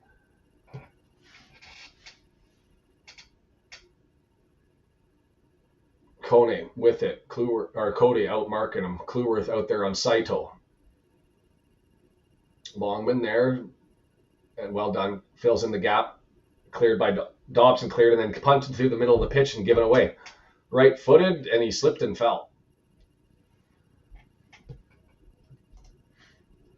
Well, we're seeing that a little bit. I think my biggest frustration with McLean, too old and too slow, is then you've got to think a little bit, and you've got this kid, and I say kid, I don't know how old Burrell is, 24, Jamaican. You've got to come back defensively and help out more. And I think the only thing that we've seen McLean on Burrell was the time that he slipped and fell in the corner of the flag. I just haven't seen enough of our wing backs coming back as well. Now the problem is you bring your wing backs too far, and you eliminate all options. Hardy with a turnover there really quickly, but couldn't get it to Moore. It comes loose, and Doyle comes up and picks the ball up. O'Brien and McLean. See, and look, now there's the challenge. Well done, McLean, reading that one, and he squeaked out an extra possession. He's going to curl back as lots of standing still. Put forward, Hardy with it. Can't find Moore, so he's going to dance back away from goal, and then he's going to spin and turn the other way. Right-footed! Stopped by Nardi. It's going to come loose to Longman over in the corner. Opportunity here. Long ball. Moore couldn't get up and get that. It was too far behind him, and Doyle's all the way up. And see, if he's all the way up and McLean's not covering Burrell, but... This is the point. Yeah, he just got in behind McLean because Doyle's so far forward. That's what I was... Fortunately, Burrell gives it up, and Dobson's here now looking for Longman, far post, far side. Longman knocks a heavy touch, but he gets away with it, and he beats his man as a consequence. It's in, and Dobson screaming in, running at full pace. Oh, and it's saved in, put on the boot of McLean, and McLean's going to say thank you and go far post. Too heavy. Corner for us. We come out big. Let's find one early here. Dobson was running so fast that when he had to leap, though he couldn't get his poor little body up high enough to get his header on that one. Hardy's, we've seen that right foot before on that curl, looking for that one that he scored against Millwall that went up over top, and I was hoping that was going to be the same shot, but he went low to the other side. O'Brien, then it's down there, headed. Moore got his head on it, but it deflects out, and we'll get a corner from the other side. See, is that the sad thing? McLean and 3 CDMs, and we've been beaten mercilessly in the midfield.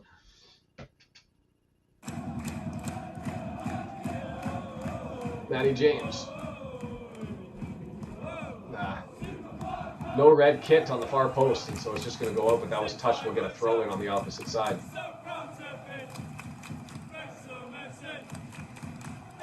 Longman, throw in. O'Brien knocks it down, leaves it there for Longman. Longman up to O'Brien, who's running towards the middle of the pitch, draws it back to Dobson, who's standing 35 yards out. Back to Cleworth. Cleworth, cross, deflects. It falls down to Hardy. He can't do anything as it's stabbed away by Mbengwe to Saito. And Longman's trying to cut him off early before Saito clears Long down the pitch.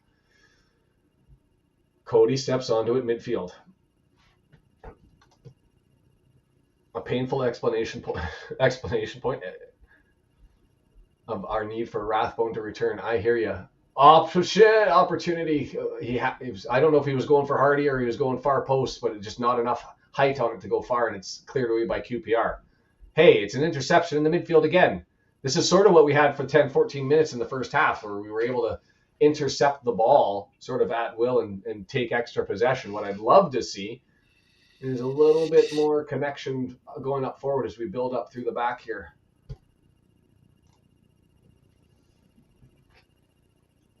But we need some pretty now, RKO, to try and get us up going forward here. Left foot, whoa. A bullet. Gonna go for a goal kick. His Longman left-footed delivery into the area, just flat, hard, nobody directly there, and so it's just gonna roll out for a corner or for a goal kick.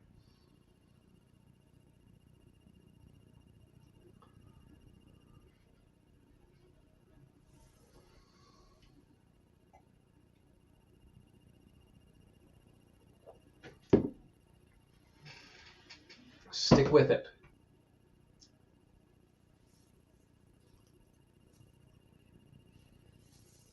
Done. Scoops it forward. Doyle heads it out. Right in front of Vale.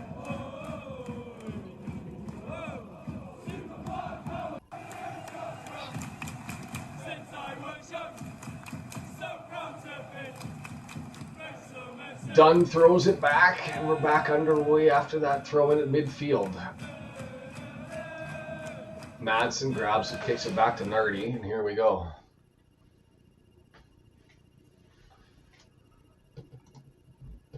Let us still spare a thought for Notts County, still languishing in League Two. Saito into the area, disrupted. Free kick, McLean fouled on the delivery. I was wondering how that ball shanked off of his foot and went all the way straight at a 45-degree angle to the right. Saito was a flop. Yes. It was awful. I actually don't know if Burrell really did much to disrupt McLean on that one. Yeah, George, it's a good shout. Good read on that one. Oh, ball squeaks through, and Longman's there. He's got Hardy in the middle, and he's too heavy, but it lands to Moore. Blocked on the shot attempt. If that would have squeezed through, it would have been dangerous. And instead, we got Varane coming the other way. Varane looking up for Kone. Burrell filling in for Kone. Kone on the line. Kone stops at the goal line. He's got Cody there. He's taking away the goal line, giving him the middle of the pitch. McLean and Cody both there, knocked out, and it's going to go for a goal kick. Oh, corner.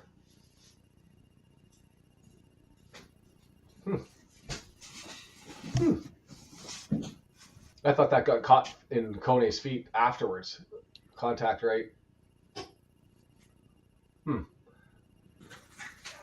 Cody did get it with his right, but I thought that was back off of Kone's feet on the ground. Instead, we'll have a left-footed in-swinger from the right side for QPR. Yeah, I don't think that should have been a corner either, which usually means it goes into the back of the net. Right footer, far post, and Ogonko punches out, but not far enough. Oh, yes, just far enough. Scooped up, headed away. Moore chasing it on. Hardy's going to flick it on, and Moore's got daylight, but two guys closing. Nutmegs his man just to eke the possession out, but there's like eight jerseys back. Where's the red kit? We only got 3 guys going forward. How do they have 1, 2, 3, 4, 5, 6, 7, 8 guys back, and Moore was on a run. Nobody comes in support. Good ball. Hardy with it. Turns, chips, far post. Longman trying to get there. Can't. Headed away. James. There's no options. McLean. Cross, far post. Right in the middle of 3 people. Couldn't fill the target. They had Dobson, Moore, and Longman all sitting in a triangle, and he puts it right in the middle of the triangle to the only one defender in the area. Ugh.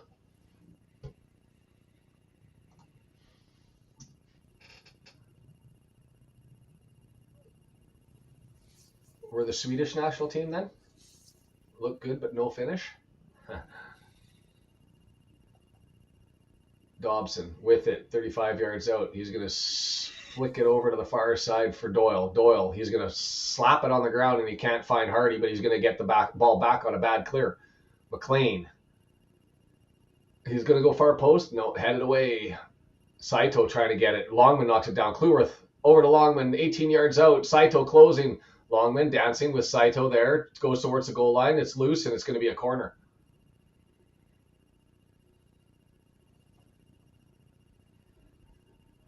And Saito flops.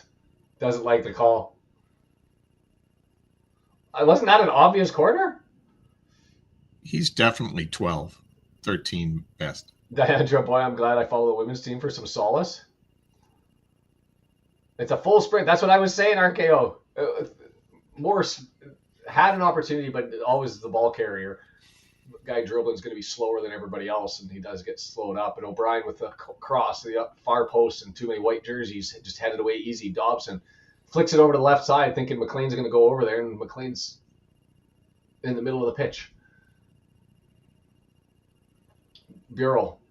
Wow, Dobson tackle. Thank you, Dobson with a nick. McLean sprinting down the left wing. Cross, far post. Moore's there. Header knocked down, blocked. Hardy in front of him. Bengwe can't get to it. O'Brien can't. And it's going to just be cleared up. Nice tackle there. Dobson's now all of a sudden decided I'm doing sliding tackles all over the place. He woke up. He did. Disappeared in the first half, but this time he's like, I'm just going to try and cut you guys off at the pass. Anything that's loose in the midfield, I'm on it. It's not getting to our back line. He still hasn't picked up his yellow yet, so he's just figuring might as well grab it before the end of the game.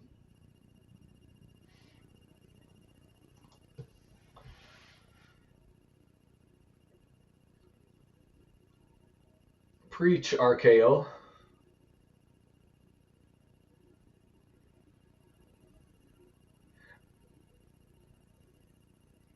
No, I knew what you were meaning.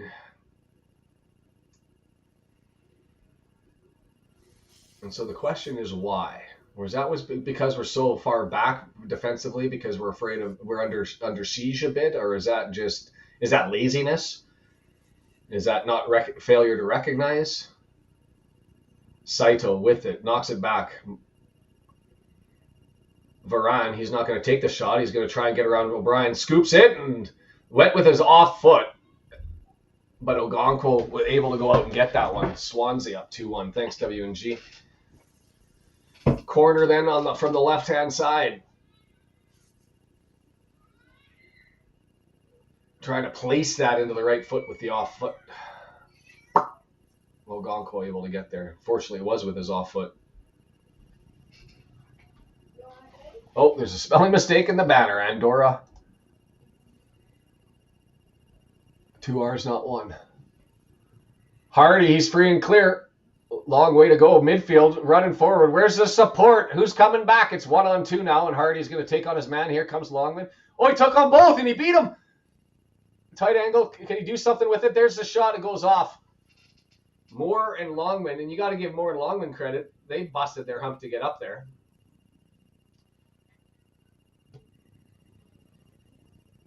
Oh.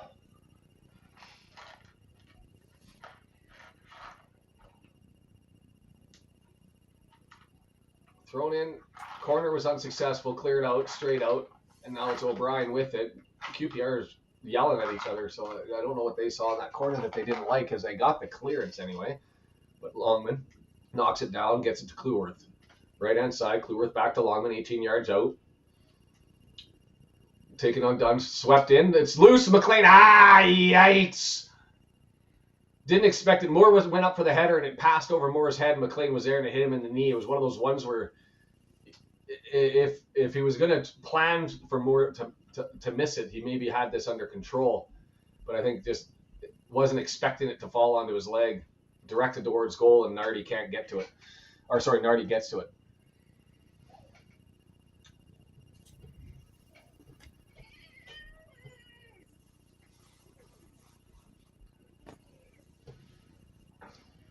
Yeah, they're feeling a lot of pressure. You notice every time we get a little bit of momentum, one of their guys goes down on some BS. Well, I'm curious as to how he could have possibly hurt his left ankle on that one. Well, a little bit of a massage here.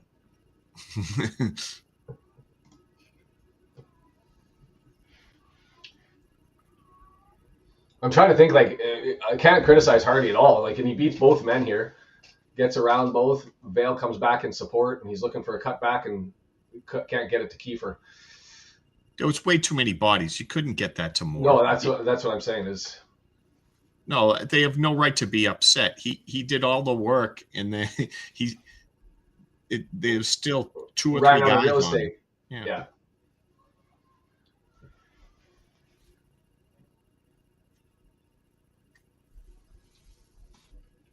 Mark Griffiths, and you won't be surprised to hear that Nardi is okay. That's the most polite way to put it.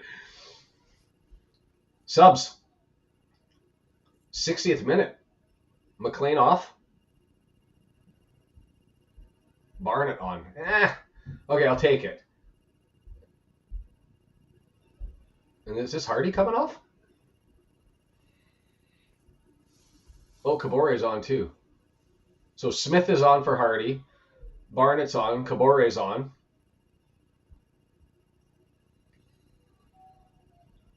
Triple subs. Both wingers.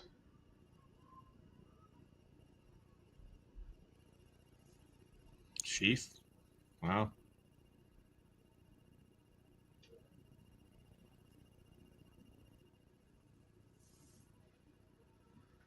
Smith and Moore with 30 minutes left to run about and make a mess of things. I'd be pissed too. I mean, it wasn't a good game. I'd be frustrated with the support. I'd be frustrated with the lack of opportunity for good ball. Nardi's kick just goes straight out of bounds. Oh. Oh, I don't know where it is. You'll have to wake up Mama, though, because I'm busy with this with my friends. Oh, yeah. Oh, yeah. I love you, though. Sean, what's a Huggy Wuggy, and can I get one? A Huggy Wuggy, if you Google it, is a scary-looking monster that lives 10 years in an industrial factory and had nobody come and visit. It turned into sort of a twisted. It's got this scary, teethy smile. And both of the kids love cuddling their Huggy Wuggies. They look scary. It's like your stuffed monster goes sideways. Interesting parenting technique. Scare the shit out of your kids. They asked for it. they cuddle it up. So if you're sitting at a computer and you want to type in Huggy Wuggy,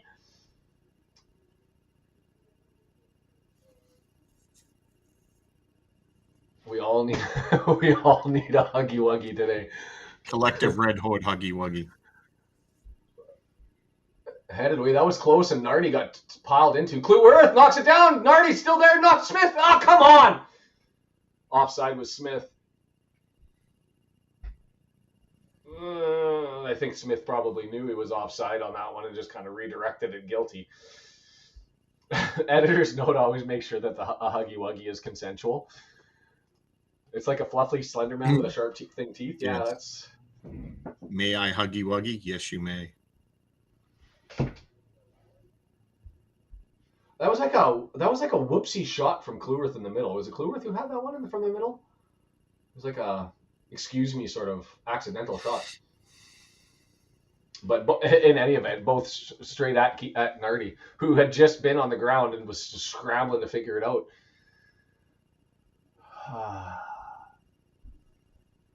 Sheaf coming on. He's already on, isn't he? Is he? I didn't see him. Did he come in this with that triple sub or in a different window? I thought he did. James came off. Ah.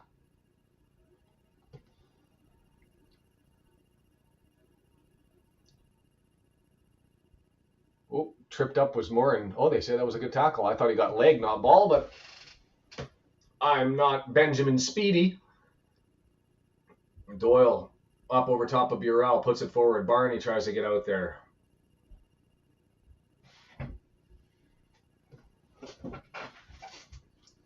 I thought I heard that Kabore came on, but no, that's Sheaf right there in the middle.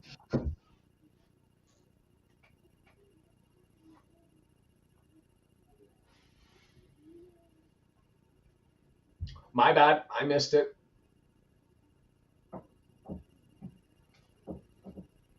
You get one and it's all on, but let's get one sooner rather than later, please. As Doyle steps up and stabs that one away, but right to a QPR player. Now Saito has possession.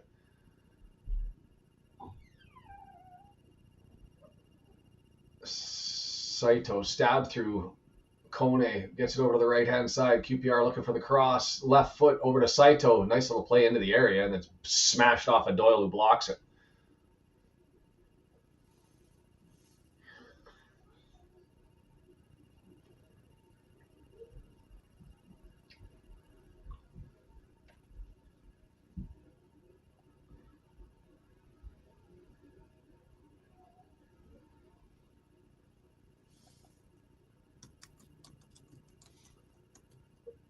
Barney with it, turnover, and we're going to go the other way.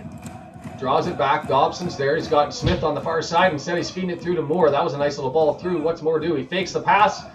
And misses the pass coming back towards Dobson, who's eking forward to try and take it at the edge of the area. Ben Sheaf searching for options. Flip up, and then just scoops it 3 feet over Barney's head.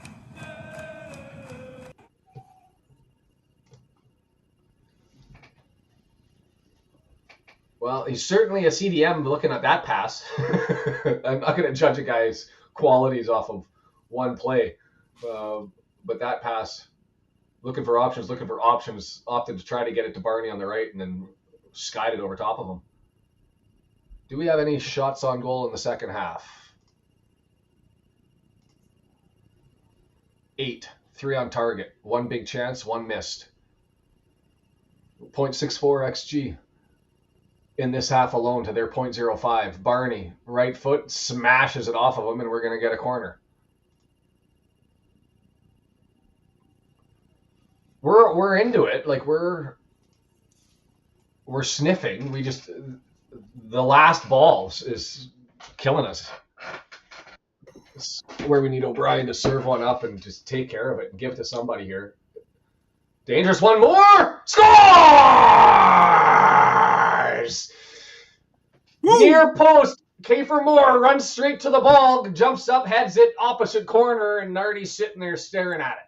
Beautiful.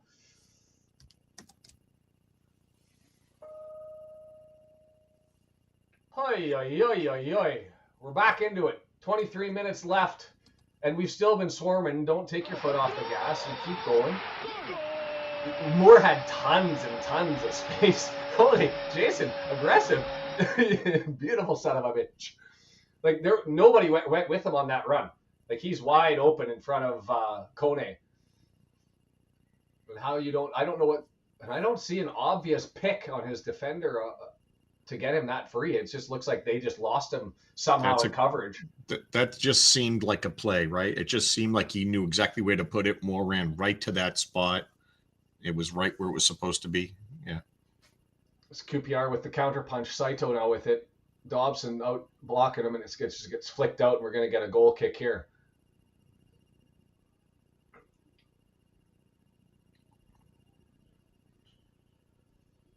The Wrexham fans finally starting to get in this one. It's been quiet compared to how the Racecourse Roar usually is, as Doyle scoops it up looking for a diagonal for Barney. Ooh. Barney gets beaten up over the top, and well done by Sheaf, under control, and 2 people to maintain possession and get that to Doyle, who's going to look for Smith. Can't get it, but Moore cleans it up. But Moore, not a good touch on that one, but Barney saves it. There's the cross, but that's not a good one. And it's stabbed clear. Dobson not able to grab that. It's collected by Kluwer. Dobson to, Cody. And it's over to Doyle now. Dobson, he's got Kluworth on his right. He's going to scoop it and chip it. It's up to Kiefer Moore with a bit of space, but his ball's bouncing a little bit too heavy, and it's going to roll out for a corner. Kiefer goes and gets another. Sheffield United's really going to be hearing it all week. Did they call that a goal kick or call that a foul? Come on. They call that a foul?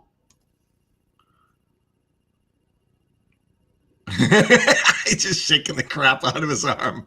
No one's believing you, dude. Get the hell up.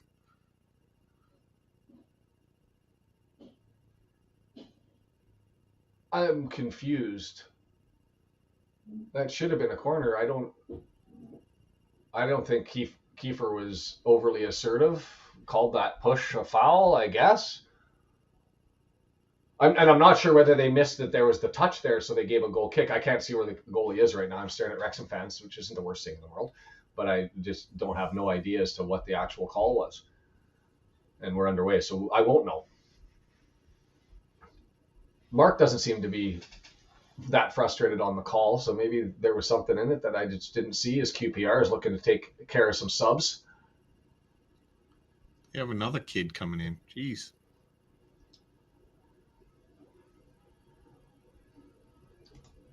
Yeah, I guess blowing on the neck is not consensual.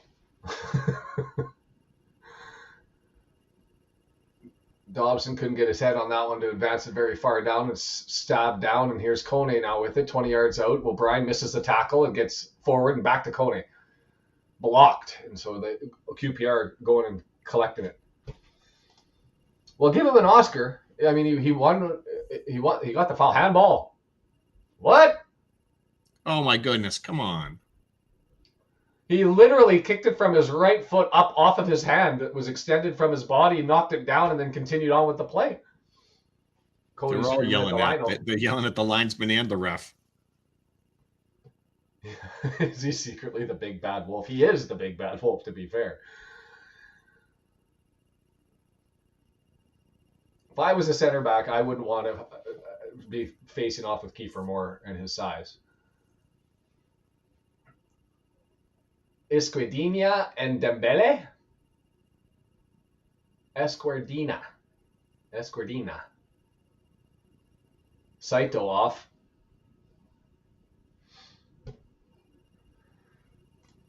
I mean, it was a pretty obvious one. Like, his hand was extended. It was an open field play.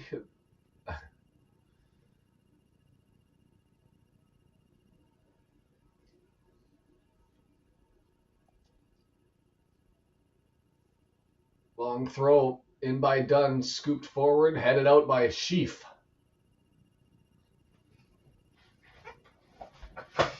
Oh, come on, lads. Someone find their white canes. They need them.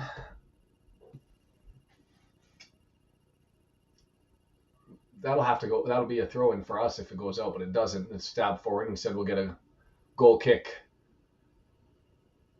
18 minutes plus added time with the giddy up, lads. Let's go. What was that? We just kicked that one straight out from Ogonko and not even close, 30 yards away. Doyle doing well defensively there. Let the ball go. Frame the man off. Screaming now at Ogonko to not kick it out of bounds.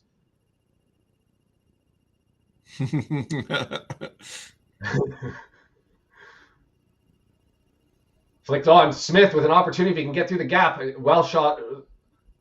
That's not enough. No, not enough for a... Smith went down to the ground from Mbengwe, but not enough in that one. Marcus says he was holding his shirt. I'm not... It's just not enough in it. Marty, right-hand side. That was his hand. Yeah, I'm with you, Freddie. Dobson draws it back. Cleworth. O'Brien... Or, sorry, Sheaf in the middle of the pitch. No, O'Brien. That was O'Brien. Now Sheaf's got hit his normal position. Cody scoops it up through the middle. Kiefer Moore chests it down. He's got Dobson. He's got Cleworth. He gets it to Cleworth. It's going to be scooped forward. Sheaf pushes it forward. Dobson in some space. Take a crack. No, he draws it back. And now he's collected it. He's going to put the cross back in. He's going to dance on his man. Goes towards the byline. Flipped up in the area for a post. Headed off the line. We're in it. Let's go. Come on. Why do you got to do that, W&G? Let's not do that.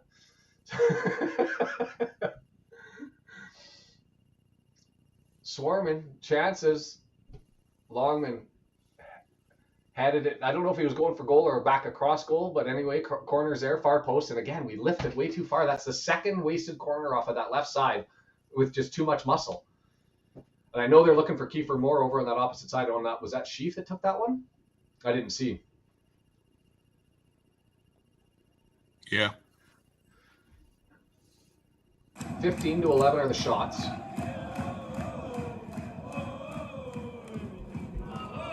Throw in. Cleworth able to knock down Smith, leaves to Kiefer Moore. He's going to draw it over to himself. He tries. Yeah. It's just cleared. Thumped down the pitch. Uh-oh. Breakaway. Burrell just beat Cody. Goal. Fuck me. Our back line, just a long ball put through. Cody can't keep up with Burrell's pace, and on the counterattack, it's 3-1 on an easy flip chip over top. Yeah, so Arthur's first move was 5 steps back, and then when he starts to come forward, he was hosed. It's too late, yeah. I mean, granted, that's all on Cody, right? But Arthur could have saved him. We have said all game long, talked about Burrell's pace. Have we not? You've got a goal kick, and you're standing at the halfway line, at the midfield stripe. Tell me why we're standing at the midfield stripe when they've got a goal kick. Explain it to me. You can't play an aggressive high line if you don't have the speed to get back. Well, and there's just no justification for it because you know where the ball is coming. Like, unlike the second goal that they scored where it was in the midfield and potentially there was a turnover, everybody's sort of scrambling to try and get back, and it's a one quick pass by Madsen through the gap, and we're toast. This is inexcusable. This is just not having a read of the game. Yes, we're pressing, and you move forward with the press. You know that they're going to be kicking the ball back at you, and you're.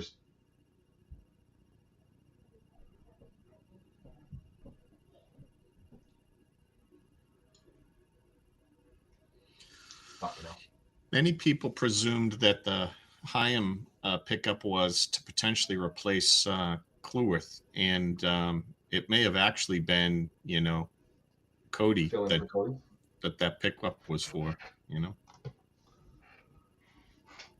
I'd take him off just to send a message. Like, after that goal, I'm not even letting the ball hit the ground. I'm screaming at my guy, even if he's a little bit cold, and saying, "Hyam, you're out."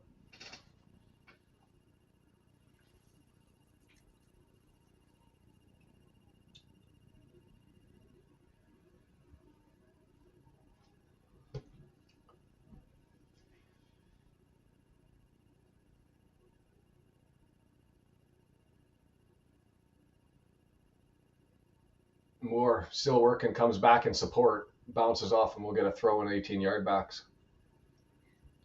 It looks like we're going to have to do what what we used to do, which is lose games we should win, and then win games we should lose. So now we'll go to Norwich and win after losing at home, or we'll beat Birmingham instead of draw with them or something. Sheaf up to Smith. Barney coming in support. He's got O'Brien in the middle of the pitch. He's going to hold off, and he does give it to O'Brien eventually. Stabbed over to Dobson, middle of the pitch.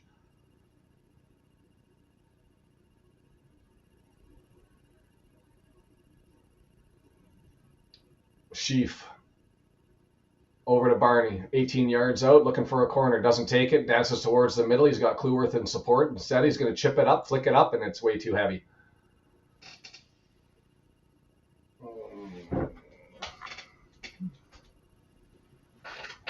Ugly.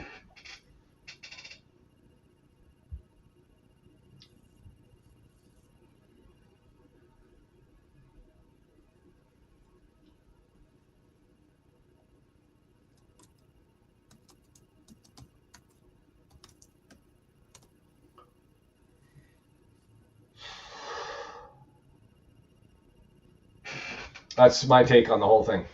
George just saying another horrible cross into the box, and by into the box, I mean straight out of bounds. I mean, that was 6 feet over the crossbar. I don't see the point in going to Tuke time. Oh.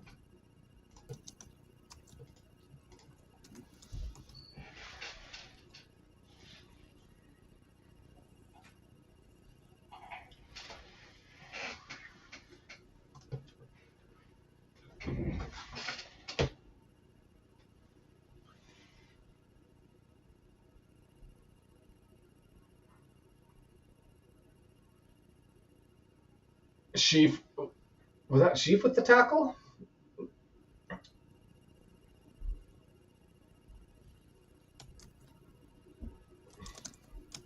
Frey looks like he could be a blindside flanker for a rugby team. The guy took that shot. Yeah, make 3 subs. Have a look at the guys. It's a 3-1 game.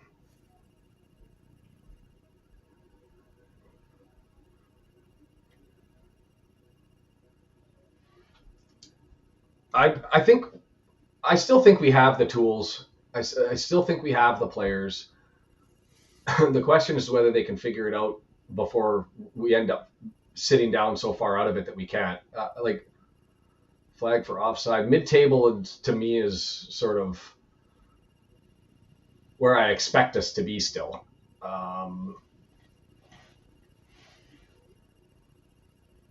And hopefully they figure it out sooner rather than later. Broadhead and that's... I don't know if offsides bothers everyone else as much as me, but it that's Broadhead in for Cody. Really pisses me off. Unnecessary so chances. Parky wants to go for it. So okay, sorry I cut you off. No, you cut me off 4 times. That's okay. You need 3 more apologies. Sorry. Good, I feel better now. Okay. Yeah. Smith's just driving me crazy with those offsides. Cut it out. Reminds me of Mullen. He used to just get offsided in blue, perfectly good chances. Dobson in the battle. He's gonna. That's his yellow card. A little bit of grabby. These are the dangerous ones. You don't do it in that spot, right at that distance. It's a dangerous place. It's that he gave up a goal on this. Remember, this was what he did. He hadn't got a yellow, then he wastes one late in the game, and it scores a game winner. Like, we're only playing 2 in the back. I assume that our wing backs are going to be asked to fill in more defensively. Call it a quasi sort of 4-4-3. 4-4-2. 4-4-2. No, 4-3-3. I don't know what I'm doing. I can't do math. 4-3-3.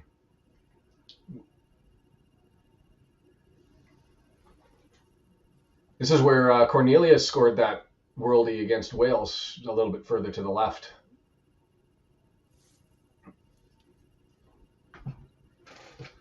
I'm all for Parky getting a shot to coach his team, but today is a piss poor coaching performance in terms of player selection. What would Nuno do with this squad? I don't know what. Left footer, skied up over top. Am I frozen? I don't know. Am I frozen?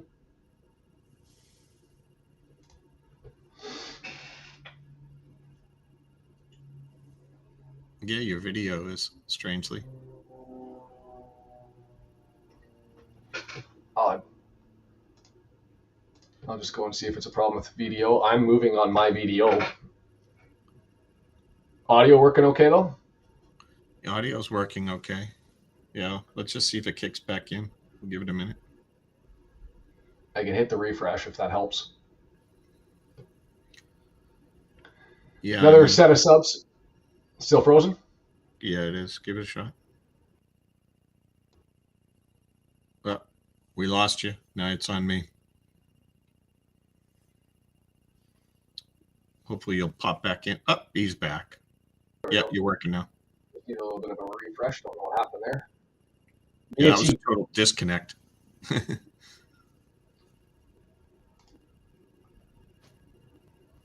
George says the plan looks okay, just unable to make the final good touch and score. And I'm with you. And Gonko's you got to come out and he doesn't. Off the post. Whew.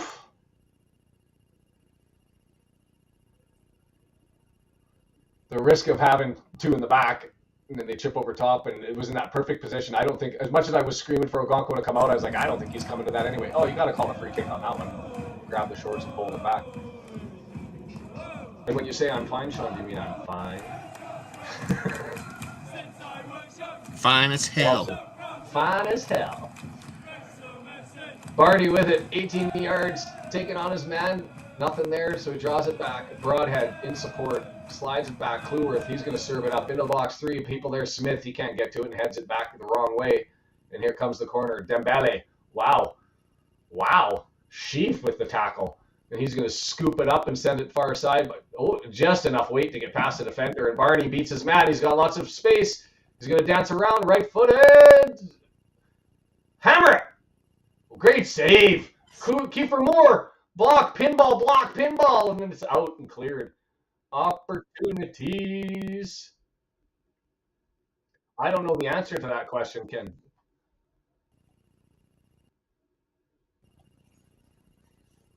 Barney all the way back in support, draws it back to Ogonko. I don't know if somebody in the crowd knows, or Brendan, if you know, Chaim's pace compared to Cody.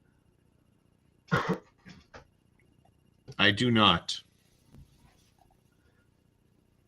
Haven't had eyes on, right? So Dobson pushes it forward, Broadhead spins and turns, almost lost control, but able to just eke it back, and it's saved there by Sheaf, who puts it over to Barney on the right-hand side. Sheaf draws it back. 4 minutes.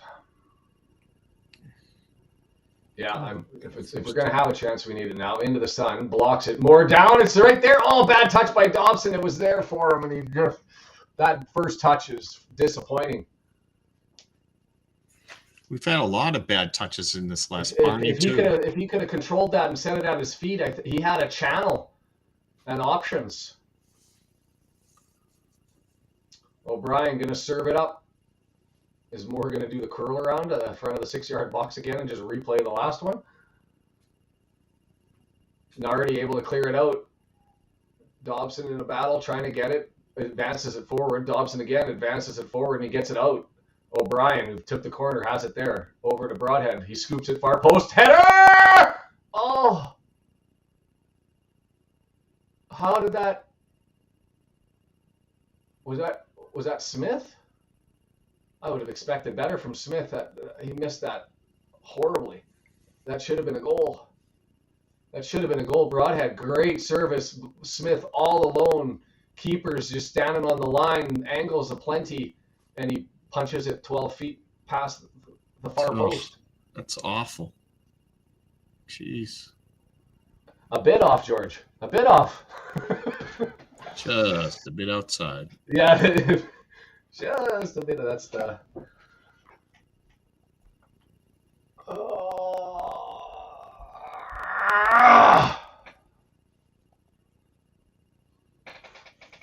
I think that sums up that's my conclusion on the day, isn't it? Yeah, just call it one of those days. Yeah.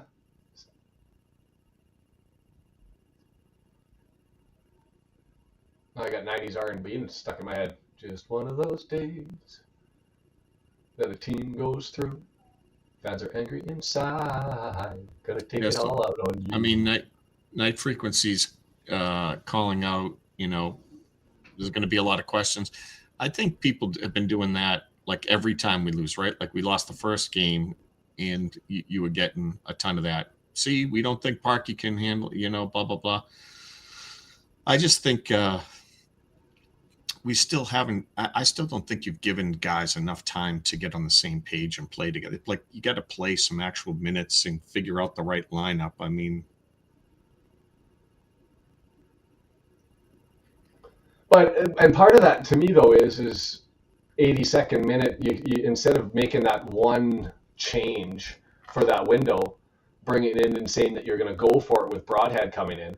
Why not throw in Kabore and Hyam as well and let them have a run, especially if you're going to go two in the back? I also wonder. I mean, I guess it's a coaching style thing. Oh, right? Barney takes a deflection opportunity here. What was that, Barney?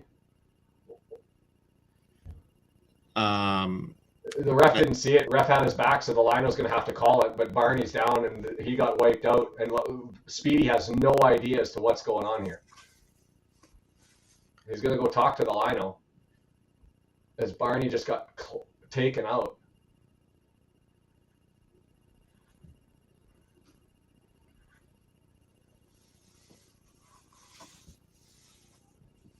Barney, is this a pen? They said he was outside the box. I actually want to see that on the replay. It looked in the box. And so not a card, not a pen. Not that it really matters. If you're going to get a bad call, might as well get it in a 3-1 game when you're already down. But I don't know if that was a bit of a flop. I'd like to see the replay again. I think Barney might have put in a bit of a performance on that. I'm not sure the leg actually went through him.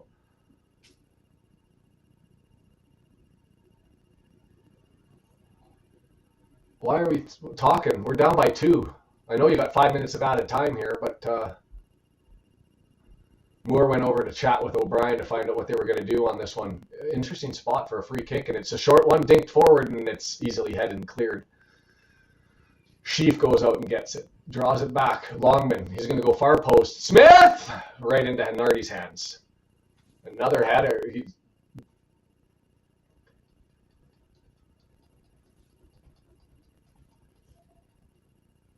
Who's up there? Smith. Ugh. First contact, had it land on his head, put it right on him. I was going to go for a corner. Longman just thumped it past him. So it's going to be a goal. 5 added minutes take 45 seconds at least, or a minute off of the clock while they all walk their way down to the box here. Right to the keeper again. It's allergic. You take a team that had 55% they were scoring on their shots on target, and we've got 5 on target and 1 goal to speak for. 3 big chances.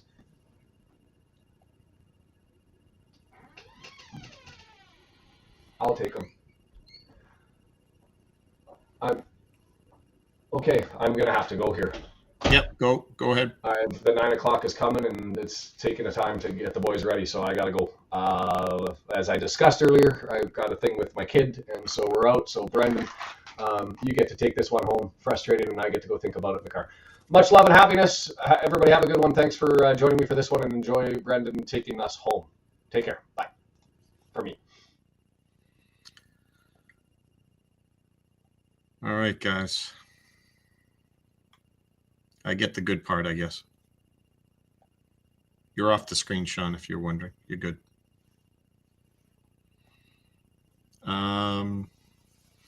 Yeah. It's being kicked about in the back, trying to get control of it now.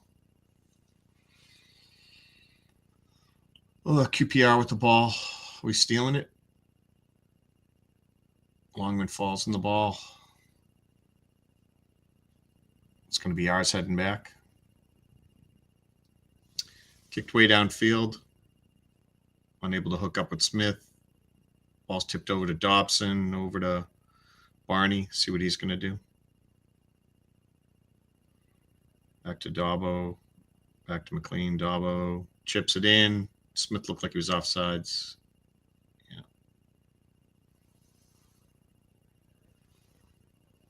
Yes, women's match tomorrow. Dave Foster and I will be heading it up. They look like they're going to be a powerhouse this year. We're excited about it. Dave has a lot of background on all the new players, new coach. Come check it out around noontime East Coast. Watch the women play.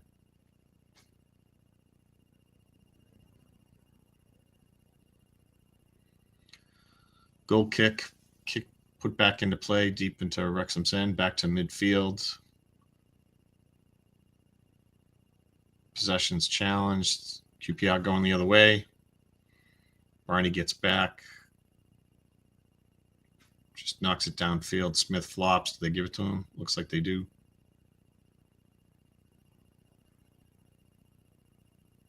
Took a kidney shot, I think. Yeah, he did. Elbowed her, though.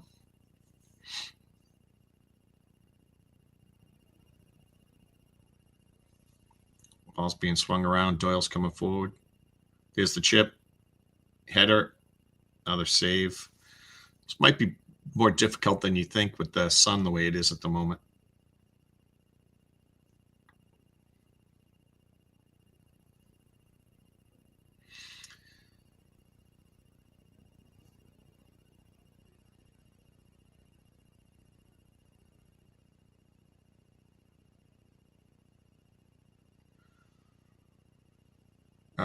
Yeah, Ken. I did watch the Cardiff women. They still looked dangerous, even though they lost their best player. I'm trying to remember her name. I had it earlier. There it is.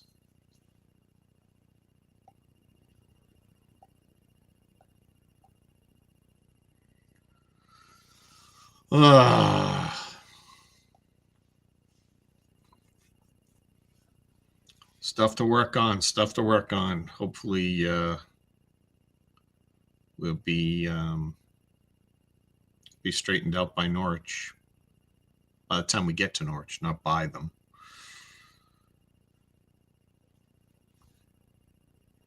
Oh well.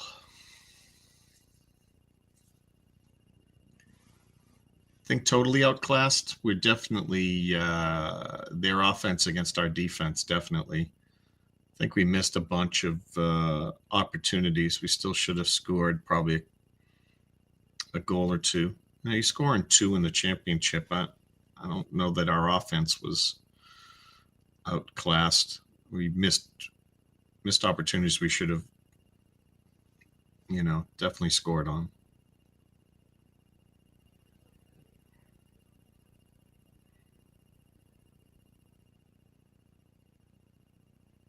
Yeah. See you tomorrow, Denise. Just kind of watching the QPR fans really enjoying their moment there. Thanks for the scores, W and G. Do I want to pull up the stats? Maybe I'll pull up the stats for a second, and then I'll kill the suffering that we're going through here.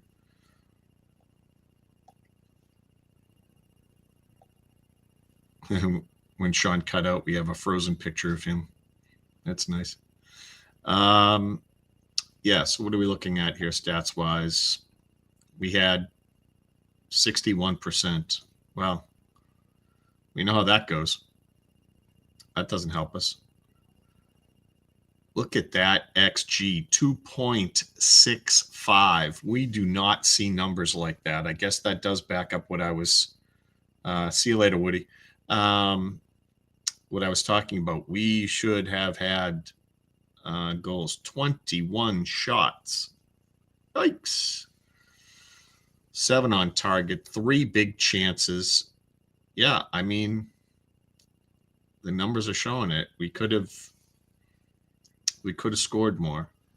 But we looked super shaky defensively into like SMPs and a few other guys, George and others pointing it out, that Freddie definitely too many great opportunities for them.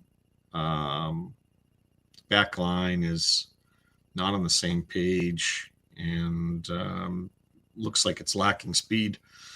They're going to have to sit back further if they're going to not be able to keep up with players. Well, we owned most of the stats. Lewis O'Brien, 8.2. Kiefer Moore, 8.1. How do we dominate all the statistical categories and have players putting up great mob numbers and not overall look better on the pitch? That's tough.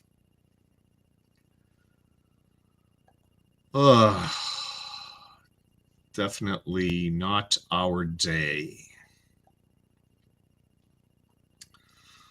All right. I cannot do the polls, so I can't ask you who you do player of the match and everything. Probably Kiefer Moore, right? Although O'Brien played very well. Dobble came on in the second half, but yeah, not much to go off of there. We're going to be back for the Norwich game and then the Reading game. Excuse me. And tomorrow we will be here for the women. Come check us out. We have a good time. Deandra will not be able to make it, unfortunately, but the great Dave Foster will be filling in. He's prepped long and hard all week, so it should be a good show tomorrow. And we're expecting a win. So, yeah, come check us out. And up the town. See you guys tomorrow.